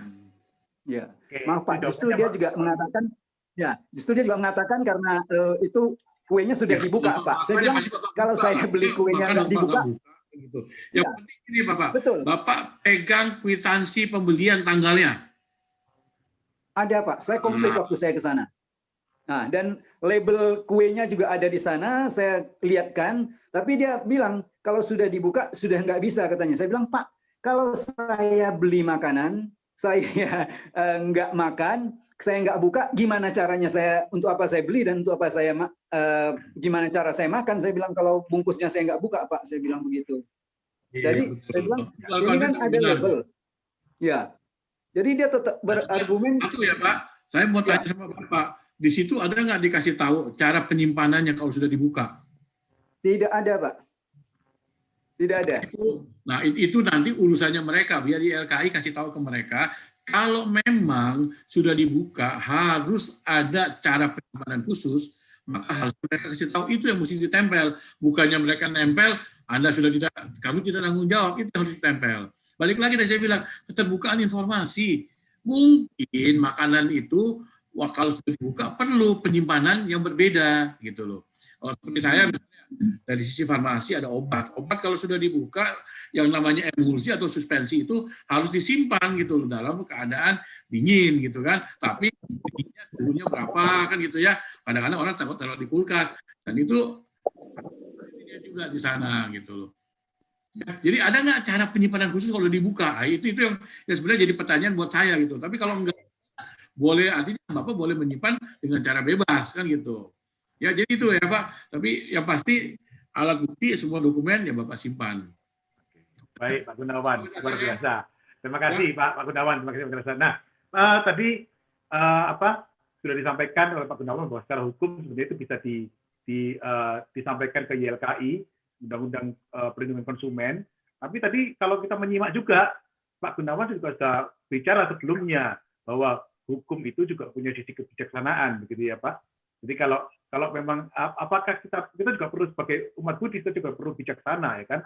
Apakah sebuah masalah ini perlu kita bawa sampai ke ranah hukum yang lebih lanjut misalnya, sampai ke YLKI misalnya, ya kan? Apakah sepotong makanan misalnya yang saya tidak tahu berapa rupiah ya kan? Apakah itu cukup bagi kita untuk nanti membuat kita harus membuang uang lebih besar lagi misalnya kalau itu membuka kasus, itu masalah kebijaksanaan mungkin. Jadi sebagai seorang Buddhis mungkin kita juga harus bisa memilah ya Pak, antara mana yang kita masukkan ke dalam ranah hukum dan mana yang harus butuh kebijaksanaan lebih lanjut. Ini begitu ya Pak Gunawan ya. Jadi ada jalan tengah seperti itu ya Pak ya. Ada dimensi kepastian dan masalah keadilan kan? Ya, tadi itu betul Pak, kepastian dan keadilan Pak ya. Oke, baik. Satu pertanyaan terakhir Pak, ini dari Pak Hudi Suwarto, salah satu tokoh juga Pak yang membidani terjadinya talk show pada malam hari ini Pak. Silakan Pak Hudi, di-unmute Pak. Oke, selamat semua. Saya cuma nanti ada satu, tapi sebelum satu pertanyaan, saya cuma memberikan sedikit masukan untuk tadi Pak Witarsa juga, bahwa makanan yang kita beli di toko, di supermarket, atau dimanapun yang ada itu bukan menjamin bahwa sampai tanggal segitu makanan atau barang-barang itu tidak rusak. Dan sebaliknya, setelah tanggal itu, bukan juga barang itu sudah pasti tidak bisa dipakai. Itu adalah satu deadline bahwa itu adalah batasan. Contoh kita katakan, yang Bapak Ibu mungkin selalu meminum minuman yang kita katakan yang susu yang dihasilkan, saya tidak menyebut merek. Mungkin kadang-kadang kita beli, tanggalnya masih 2 minggu ini. Tapi Bapak Ibu harus tahu dari produksi keluar, distribusinya kalau tidak tepat, itu 2 hari aja sudah rusak. Ya, jadi bakteri-bakteri di dalam itu yang kita mengharapkan bakteri bagus untuk dalam tubuh, itu bakterinya sudah habis. Jadi yang kita minum sebetulnya yang kita katakan adalah sisa susu asam. Ya, itu banyak orang yang tidak tahu. Jadi itu bukan satu patokan. Dan sebaliknya, produk-produk kadang-kadang dia sebetulnya itu tidak harus ada sampai batas waktu, tapi karena peraturan mewajibkan semua harus pakai batas waktu, tapi kalau dia cara penyimpanan itu bagus, otomatis ya itu belum rusak. Jadi dari segi marketing ya, jadi saya bukan dari segi hukum, karena saya bidangnya lebih banyak di marketing. Jadi jangan berpatokan kayak gitu. Seperti yang tadi dikatakan kue itu mungkin kue basah, spiku atau apa. Di sana kalau ditulis 5 hari, itu biasanya tempat-tempat yang dia sudah mahir, tadi seperti kayak Pak Gunawan mengatakan, dia pasti akan mengatakan, Pak, ini kalau untuk disimpan di lemari es, itu bisa bertahan 5 hari, tapi kalau setelah dibuka, itu 2 hari. Itu sudah pasti. Ya, karena di lemari es kita juga tidak tahu apakah itu penuh dengan barang, apakah itu juga sayur-sayuran dari rumah juga dicampur jadi satu, itu bakteri banyak di dalam. Banyak orang pakai lemari es yang tidak tahu. Itu sebagai saya tambahan aja, jadi bukan untuk kita mencari benar salah, tapi cara pandang kita yang saya luruskan. Yang kedua yang saya mau tanya dengan Pak Gunawan, saya jujur begitu kita cari untuk cendekiawan Buddhis lah kita katakan, untuk kita sepekan dhamma, Pak Tosin mereferensikan Pak Gunawan, saya begitu lihat gelar-gelarnya aja, saya juga kagum juga. Wah, ini luar biasa pintar, luar biasa dia hebatnya, luar biasa dia pasti suka membaca buku dan sebagainya. Nah, saya cuma ingin Pak, mungkin sebelum acara ditutup, Gunawan akan memberikan sedikit tip kepada, karena di sini saya lihat juga banyak sekali muda-mudi Buddhis di sini.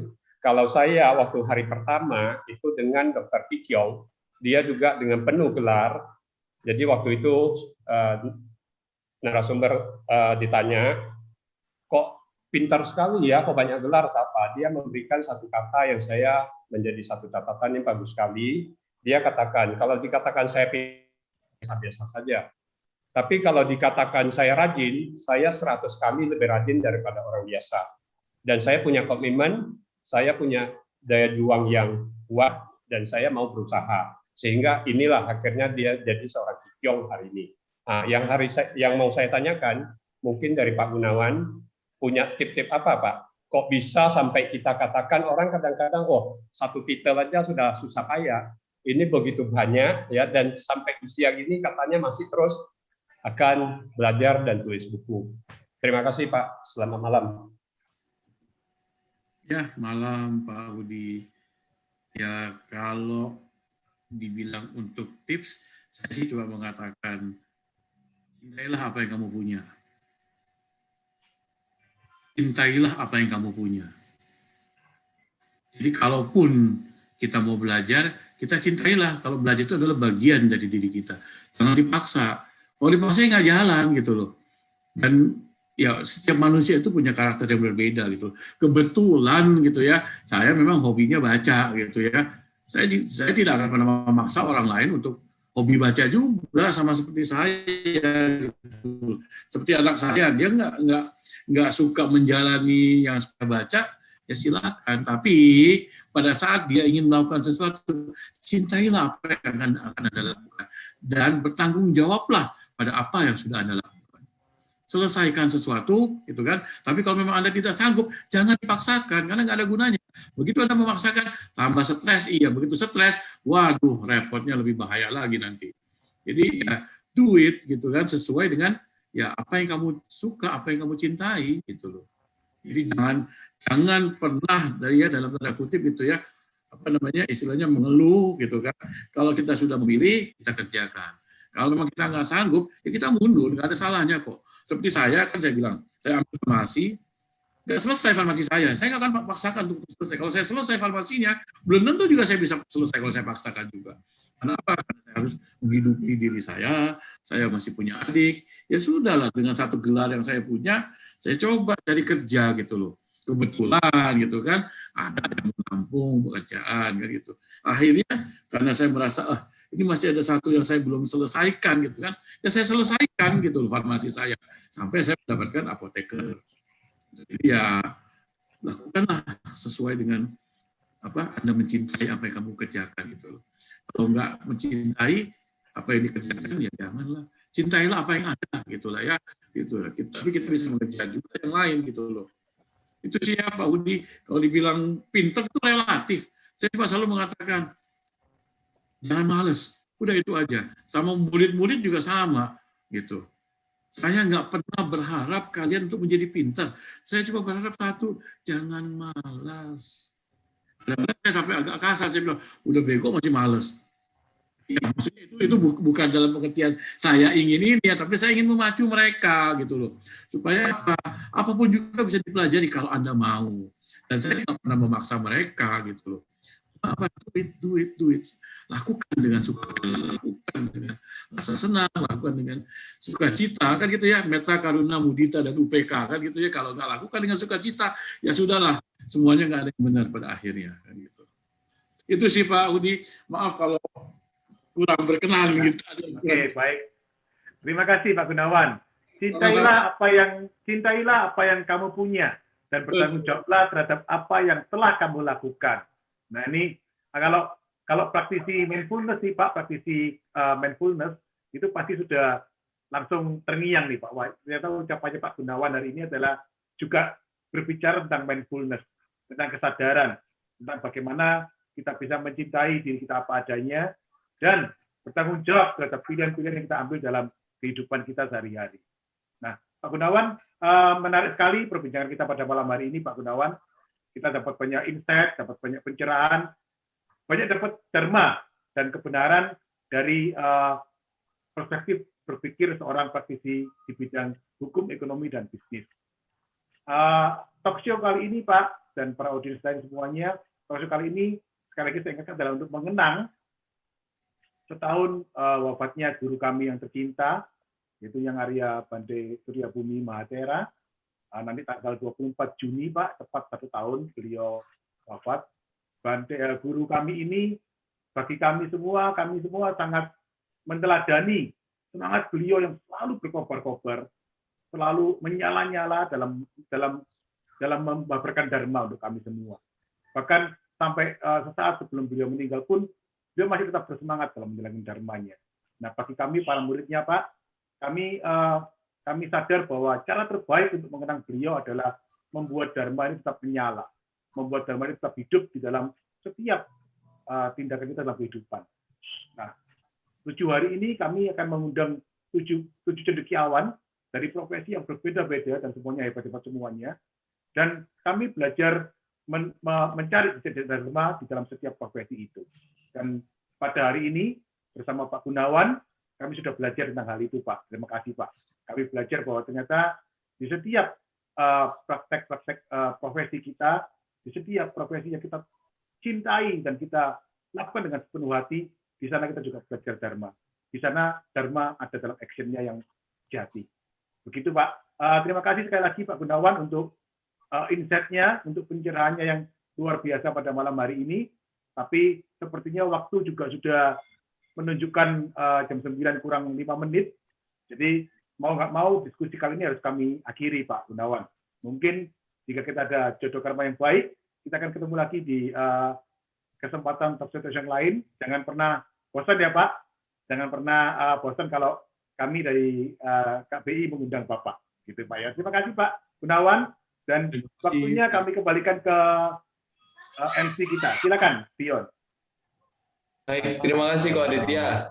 Luar biasa sekali narasumber kita dan luar biasa sekali moderator kita, sangat interaktif, sangat komunikatif, dan tentunya bisa membawakan suasana menjadi lebih baik lagi dan tentunya mendapatkan insight baru untuk kita semua ya. Dan saya terngiang nih jadinya, bertanggung jawablah dengan apa yang menjadi kewajibanmu dan cintailah apa yang sudah kamu kerjakan atau apa yang sudah kamu dapatkan. Luar biasa sekali. Semoga itu dapat kita praktekkan dalam kegiatan kita sehari-hari, kehidupan kita, agar kita menjadi lebih baik lagi dan bisa terus bersyukur.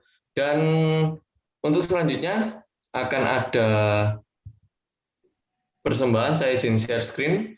Ini merupakan souvenir dari Panitia Sidi untuk narasumber kita, Dr. Gunawan Wijaya, dan untuk moderator kita, Pak Aditya Pinix. Semoga dapat bermanfaat dan mengenang sejarah ini. Sepekan dalam Dharma ya. Ini udah terukir gambar wajahnya masing-masing. Semoga dapat mengenang dan menjadi momen yang indah untuk kita semua.